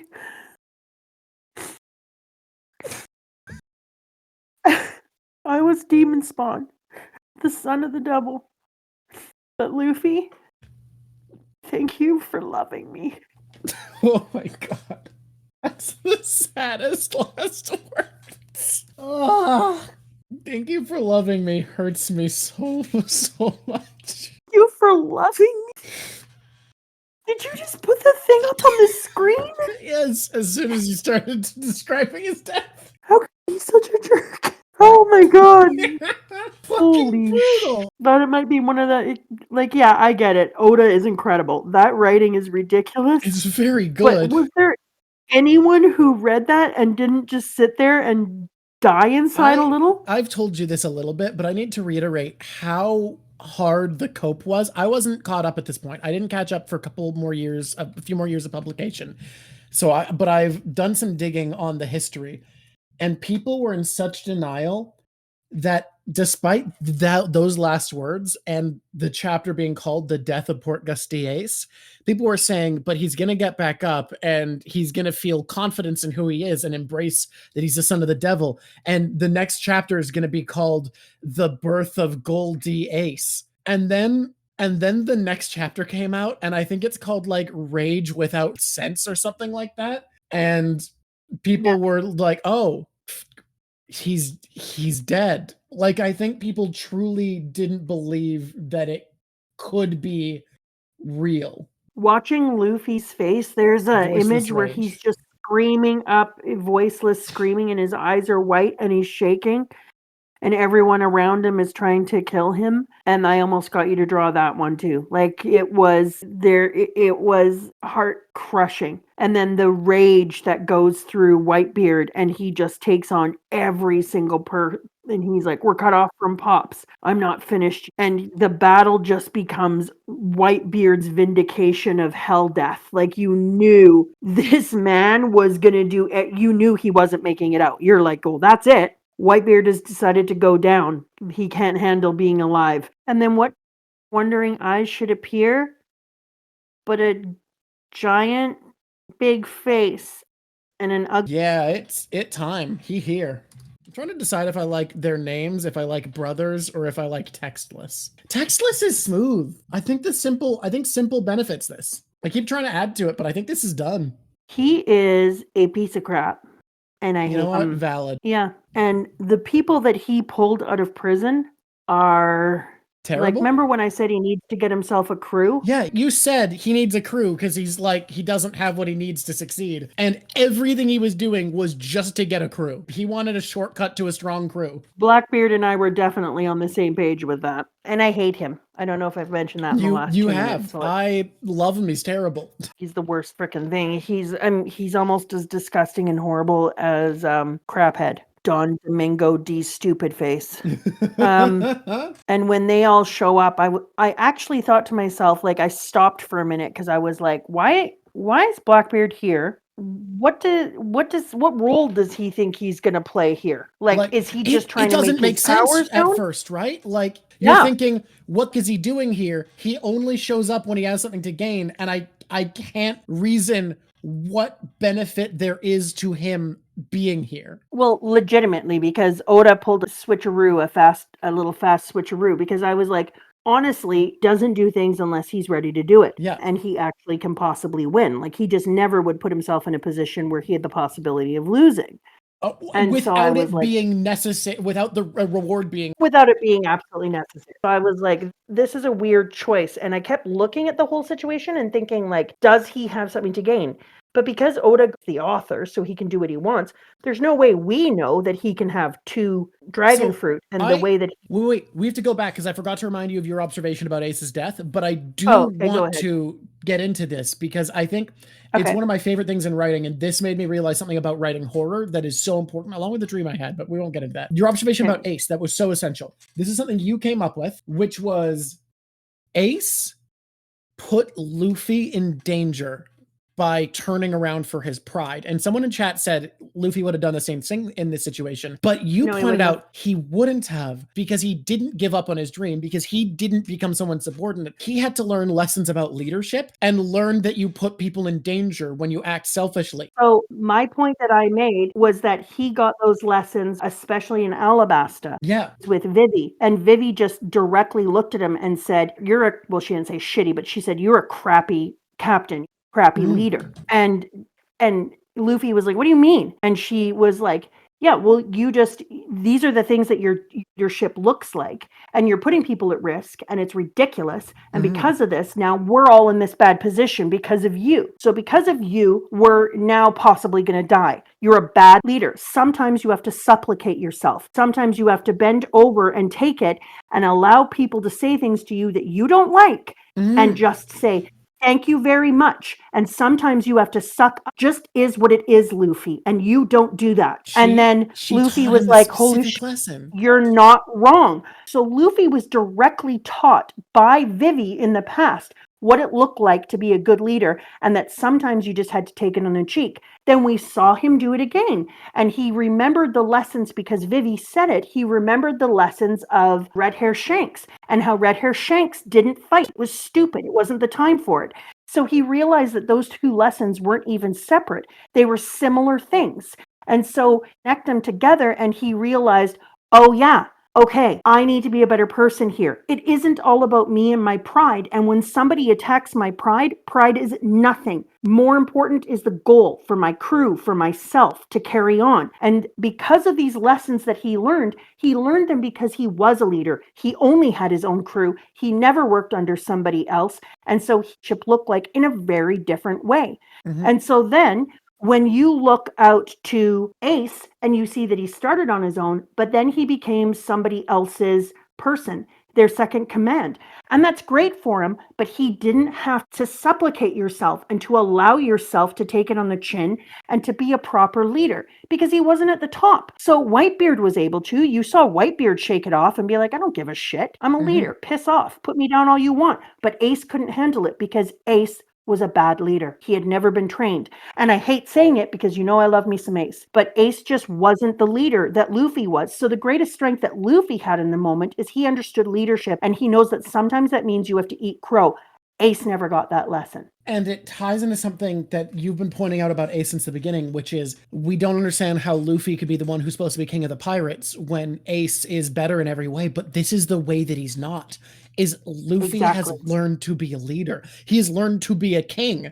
He understands what it means to put people under you in danger. And Ace didn't know that. And because of that, he put Luffy in danger. And the only way to save him was to die. And I think it's so integral that in Ace's death, we finally see what it is that Luffy has better than Ace. And it's leadership.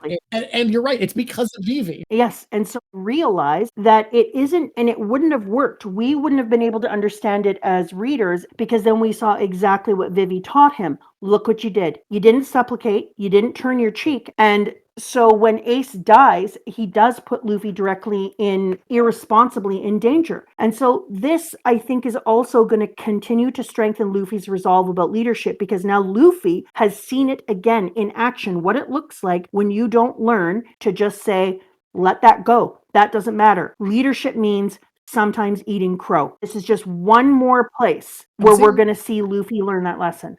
I'm seeing people talk about how we need more Vivi love in the One Piece fan base, and I think it's understandable why she's underrated, because people often see the people that travel with the Straw Hats as having a role on the ship, like they're trying to fit them in like a crewmate. But anyone who travels with the Straw Hats and isn't a crewmate doesn't need a role. They need to be teaching the crew something. And Vivi taught Luffy how to lead, what leadership means, and what having people you're responsible for really means. That's what she brought to them. I think what's really neat here is I don't know if people always catch just how deeply Oda has written the piece, because Alabasta comes back and says to us, look at all this incredible important relationship between, like, because when it first happens you're like, god damn, Vivi, you're pouring out the shade right now. But she was right. And Luffy also taught her at the same time, because remember he said sometimes it means you do have to put people in danger, Vivi. Like, it doesn't always work out that way. So they helped each other 100%. But you can see where Ace can't be the Pirate King because he hasn't had the training that Luffy has had. And that training, yeah, there's Shanks, but mostly it came from being in the circumstances, learning from what you did, because Vivi taught him. Absolutely. So important. God dang, Oda. That was absolutely amazing. You layered that all the way back to Alabasta with those beautiful lessons, and then we get to see the fruition of it right here. That's freaking incredible. Let's go back into the hell that is the hell. Blackbeard is here. So Oda sets up the expectation. We can't understand why Blackbeard's here. It doesn't fit his character. He goes where he needs to. He does everything for risk reward. What does he have to benefit? He already has a devil fruit, so what does he have to benefit? And we can't imagine that he could have 2 devil fruits. Now, here's why this is genius writing, and here's what you should take away as a writer. Set rules. And if you ever want to create fear and confusion and you ever want to have an audience feel terrified, save your rule breaks sparingly, but don't be afraid to break the rules you make. It makes a character or a situation so much more viscerally terrifying when someone can break the rules, because you suddenly don't know how much they can break them, what it means, and how the world reacts to its rules being broken. It's so powerful, especially horror. Be willing to break your rules as a writer. I absolutely agree. Because that's why I said in this thing, because I consider myself pretty good at forecasting what's going to happen in a story. I'm like, yeah, this says this and this event says this. And when this happened, I was like, I stopped and I was like, what the hell is this bastard here for? And I didn't know, and I wouldn't find out on my own because he was going to break his own rules. And so there was no finding it out. There was no forecasting, which I love. I love when I can't predict what's going to happen. I can't even tell you how grateful I am to writers when they do that. Your dad doesn't let me tell him what I think is going to happen in movies anymore. He says it's not fun to watch movies when I tell him exactly what's going to occur later on in the movie. When I'm like, oh, and I'm like, but it's fun for me. And then he's like, but it's not fun for me. And that's a good point. So he breaks his own rules so dynamically, because earlier he's like, yeah, definitely no one can have more than one fruit. He sets it up in Ennie's lobby. He talks about why they can't and why it's really important and da da da da da. And then he kills that by making a workaround. And that is freaking genius. I love too, for me, not for them, that Blackbeard is the one who goes, you're still alive? The man Roger is waiting for is definitely not Teach. And they go through this whole thing. The whole world will be turned upside down. Someone will find it. The day will come. The One Piece does exist. Can you imagine you're Sengoku and you set up everything about today to destroy Roger's legacy? Buggy turns on the TV for his promo show, and the entire world is shown the most powerful pirate in the world on his deathbed, who people know died because of your trickery and manipulation, who dies protecting his family, declares the One Piece is real. And it's so beautifully good, because now you've shown you're not necessarily the good guy. So you've just made Luffy's job that much easier as Luffy is trying to unite sides and find good people. So you've shown you're bad. You actually have evil intentions. And then that you've been lying. And then you show that there is a vacuum. And I just want to say something. Do not let me forget about Blackbeard and vacuum in a minute. And then you show that there is a power vacuum. And then you show that you intentionally tried to block everyone from this, because it becomes clear that this feed isn't the regular government feed. So it becomes clear that you were trying to stop people from seeing this. Yep. That's awesome. So the thing about a vacuum is, I realized all of a sudden what makes Blackbeard so goddamn terrifying is there is a sentence that I love in science that I think about all the time, because it's true in every manner, in every walk of life, in every single part of our existence. And that is, nature abhors a vacuum. And for those of you who don't know what abhors means, it means despises, hates, or can't live with a vacuum. Yeah. Blackbeard is a vacuum now. His power with his fruit makes him a vacuum. He creates black holes that do nothing but suck in darkness, and they suck in life. They suck in everything, and it pulls it away. So nature abhors him. He is the exact opposite of nature. He is unnatural, which makes him a much more terrifying foe. So Oda literally wrote, as a main bad guy in this series, he wrote evil that's a vacuum.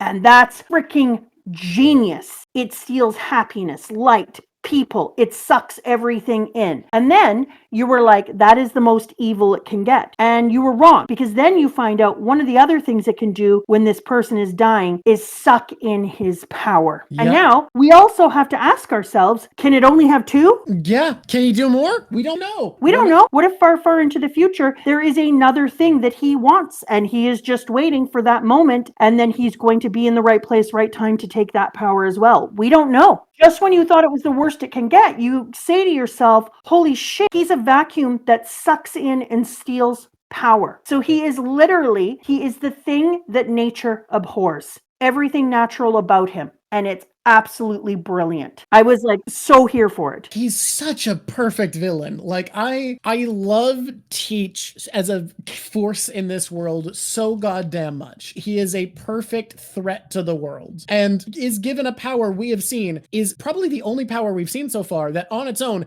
can just destroy an island. Like he can just choose to destroy an island now. Yeah. If you are in any kind of a power vacuum. In nature, if there's a vacuumous area, it will be filled in. In politics, if the right wing suddenly loses power, somebody will step up to take that role. Nature abhors a vacuum. And so to make the evil guy the vacuum, that's what he is.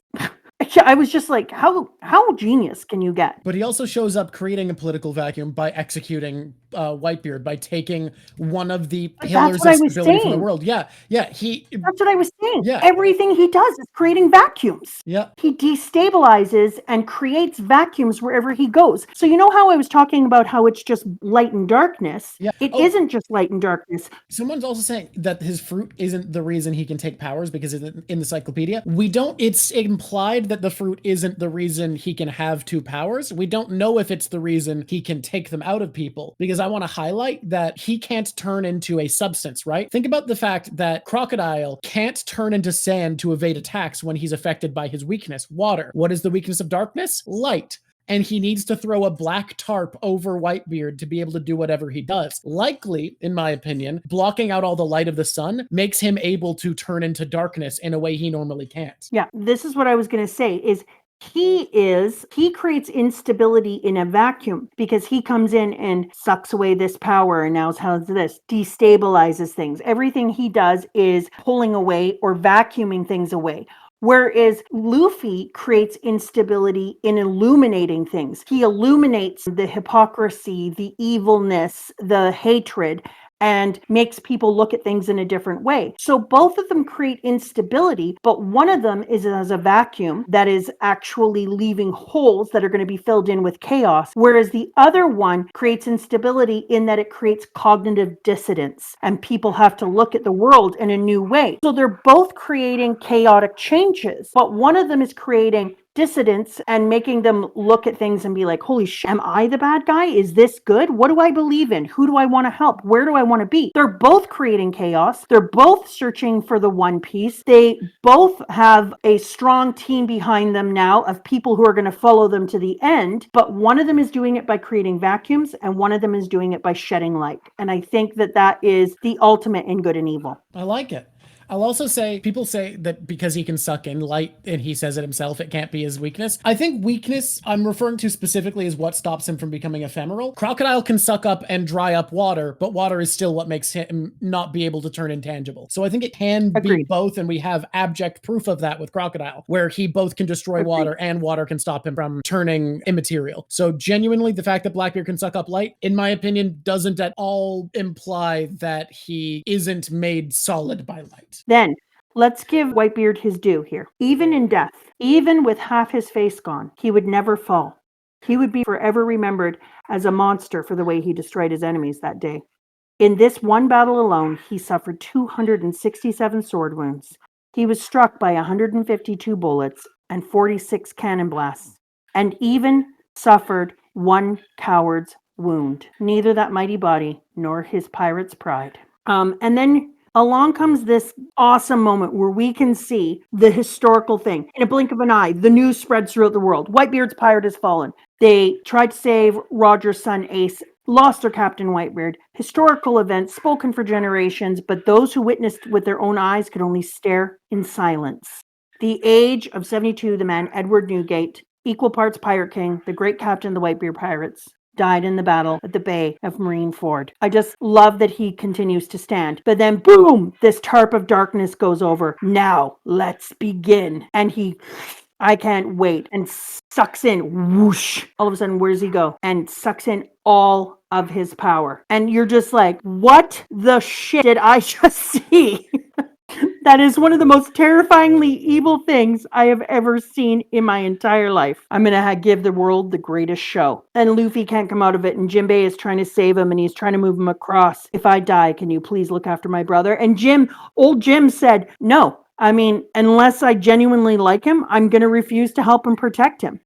Obviously. He'll have to earn that. Exactly. I've got people that I need to take care of. And I can't just give up on those people and give up on my own dreams and hand over my time and energy and person to protect somebody. And then he says, I have decided to protect this man with my life. God. Oh, old Jim. Oh, that is such an incredible moment for all of us. Because we're just sitting there in devastation and Luffy can't care for himself right now. And to have old Jim decide, like, I love this kid so much. And he calls him a man, too. And this is the first time that I have heard anyone refer to Luffy as a man. I think Zoro does, saying he's the man who'll be king of the pirates. He says something like this boy or something will be king of the pirates, I thought Zoro does. I thought maybe he does, but this is on Thriller Bark. But then this would be the first time that anyone not in his crew called him a man. Everyone is like this upstart boy, this kid, this da. And old Jim says, I have decided to protect this man with my life. Yeah. And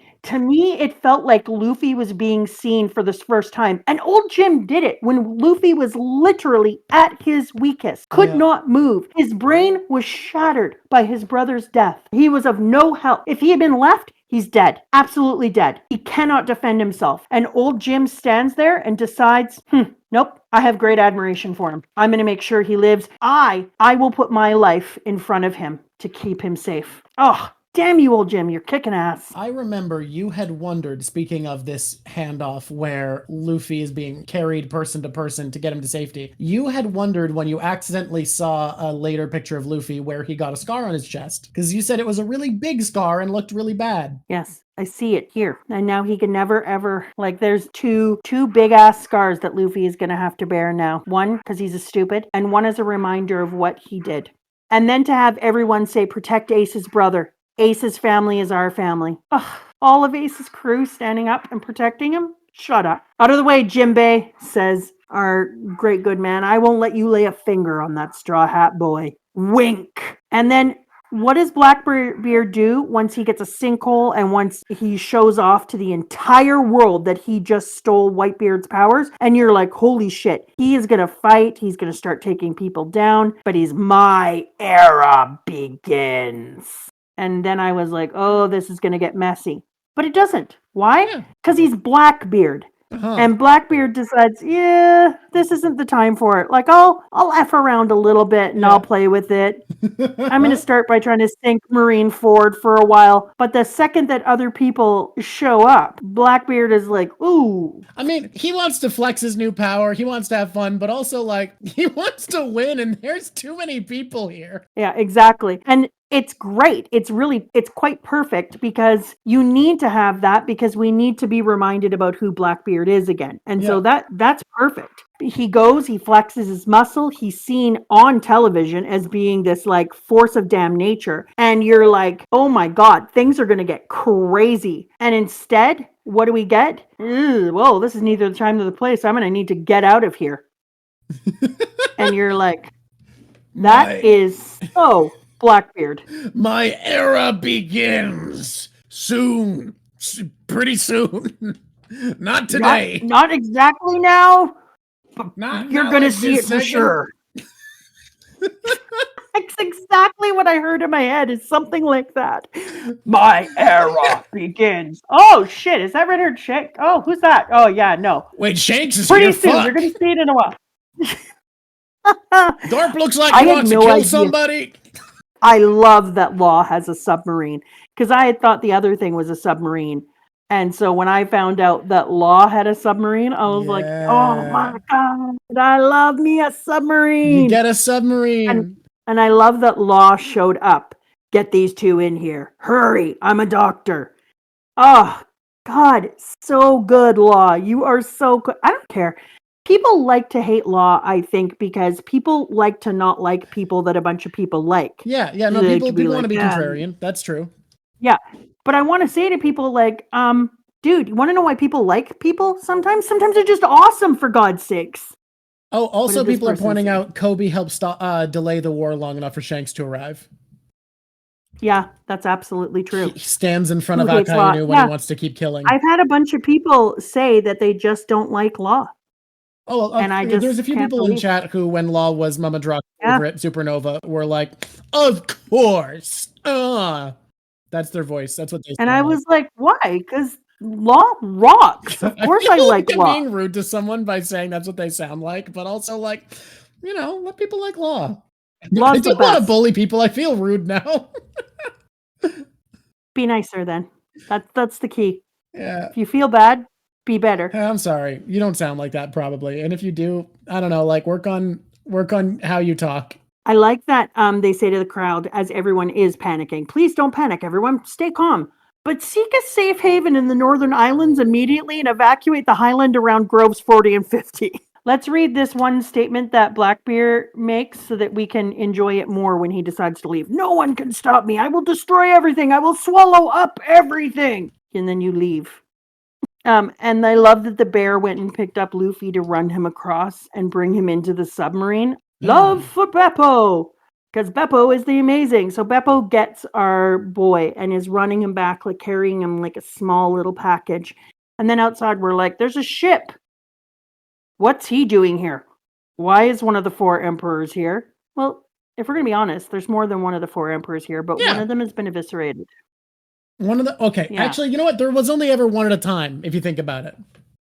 Yeah, truly. But then in he comes, it's Red Hair Shanks, and he leans down and picks up the hat. I've come to put an end to this war. Oh, Shanks, my friend, you never disappoint. You know? He finally did something. Yeah, and then Garp says Shanks is the one who dragged Luffy into piracy.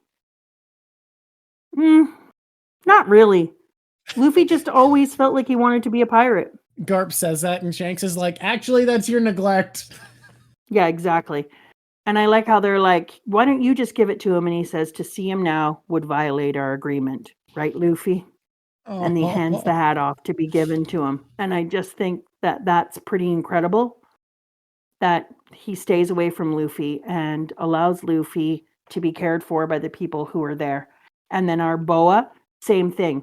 She fights on the side, looks like she's still part of the Navy. Listen, you will report to the Navy that I was one of the 7 warlords of the sea. We'll finish off Straw Hat Luffy. Acts like she's out to find him, to kill him. Like, everyone, the work everyone does here to care for Luffy is just so indicative of the inspiring way that he makes people feel like they're part of his world. Like, to have this amount of charisma is just bizarre. Yep. And then Buggy, everyone being like, don't give me that. Buggy says to him, I'll hold a grudge against you, Shanks. You just use me as your errand boy. And then all the guys are like, look at this attitudes to one of the 4 emperors. Captain Buggy, we'll follow you wherever you go. My God, they're standing hard. I mean, he did give sass to one of the 4 emperors. They're not wrong. No, they're not wrong. I love how ragtag Shanks's group of pirates look like when they're all standing there together. They look like a fucking dad band. They really do. They look so dad band, ragtag. Dad band. God damn, let me go back to them. That is the exact right description of them. Let's give them all instruments instead of weapons and see what comes out. Shanks is the lead singer. Lucky Roo is the bassist. Ben Beckman's a guitarist for sure. For sure. Look at that man. And this is incredible because this is the thing that we were talking about that Vivi and Red Hair Shanks taught Luffy. Red Hair Shanks comes in. You're thinking he's about to kick some ass. He's about to take some numbers. Now you're in trouble. It's Red Hair Shanks. And Red Hair Shanks instead says, yeah, we'll fight you. Come on, we'll fight you. What about you, Teach? Or should we call you Blackbeard? Zehaha, I'll pass. I got what I wanted. This isn't the time yet for me to fight you. Which is hilarious because he just talked about his era. Oh, Zehaha, let's go, man. And off he goes. And then what does Red Hair Shanks do? Everybody listen. Withdraw now and allow me to save face. That is the one thing that I don't think anybody expected to hear. Yep. And he just came in and put a big, peaceful, soft hand over the entire situation. And I do not think anybody saw that as the flex coming. We'll see to the burial of Whitebeard and Ace. You've already broadcast the battle throughout the world. I won't allow you to go on making a spectacle of their deaths. This war is over. What? But we need to show off their severed heads to celebrate the victory. That's fine by me, Red Hair. I'll take responsibility for this. Thank you. That was exactly the most perfect lesson ever, because everybody is thinking that we're going to see something really different, which I think was a really good reminder, because when I was watching it, it reminded me of what Luffy learned from Shanks and Vivi. Mm-hmm. It helped me to put in perspective what had been wrong about Ace and how Ace wasn't the leader that Luffy is. Mm-hmm. And who just comes in and is like, I've come here to get these people. Allow me to save face. Let's be done here. And just calms everyone down. In that situation, that is exactly the opposite of what anyone would expect in the history of ever. Yeah. What's with the lost child? Oh, What's it's with what lost making child? a joke about the drawing. Let me see. I'm not taking it as seriously because I wouldn't have time to finish it well, so I just added a funny Did you speech just bubble. put, yo, somebody drop this? Yeah. The most rotten turkey in Turkeyville. Drock. What? I think it's funny. And then they were able to do the Paramount War has ended. Navy headquarters is victorious. The legendary pirate Whitebeard has been defeated. And it's so funny that they feel like it's a victory. They stand and watch the dust settle upon Marineford. This will force the Navy to change as well. They all feel a coming new era of bloodthirst. On the surface of their skin, Whitebeard's territory will become a sea of blood.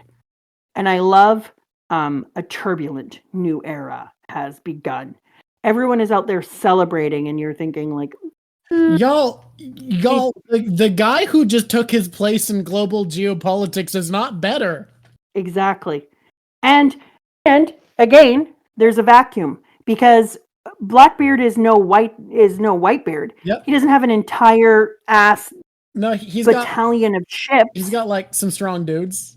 Exactly. So he's not out there keeping the peace. He's not out there helping to regulate the issues that come afterwards. So, like, again, it's a vacuum. And he created a vacuum. And one of the places that's going to be fought over, because it was Whitebeard's territory, is Fishman Island, as people are pointing out. Exactly. Exactly. And so when everyone's like, we have victory, I'm like, you have like beyond not victory. You have, and you don't even have loss. You have something entirely different, because loss doesn't even make ripples like this. Like, you have chaos. What you have is chaos. This truly was a situation where nobody won unless your name is Blackbeard.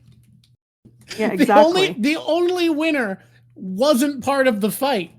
Yeah, exactly. It is a definite anti-victory. And yet they're all celebrating all around the world. And to see that Luffy is like at the end and he's got on the masks and we're looking at all the problems that are going on, and Zehaha, says Blackbeard in prison, you've got nothing to lose. So how about kill each other in those cages and I'll free whoever survives at the end, at the very end. And then I was like, well, how do you decide that? They couldn't all been in the same damn cage. So I guess you just killing and taking everyone from each cage area.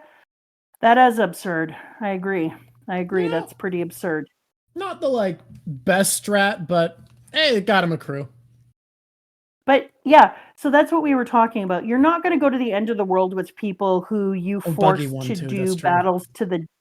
You're not going to get people to the end of the world and win the One Piece with people who you forced to fight in cage matches. Literally, cage matches.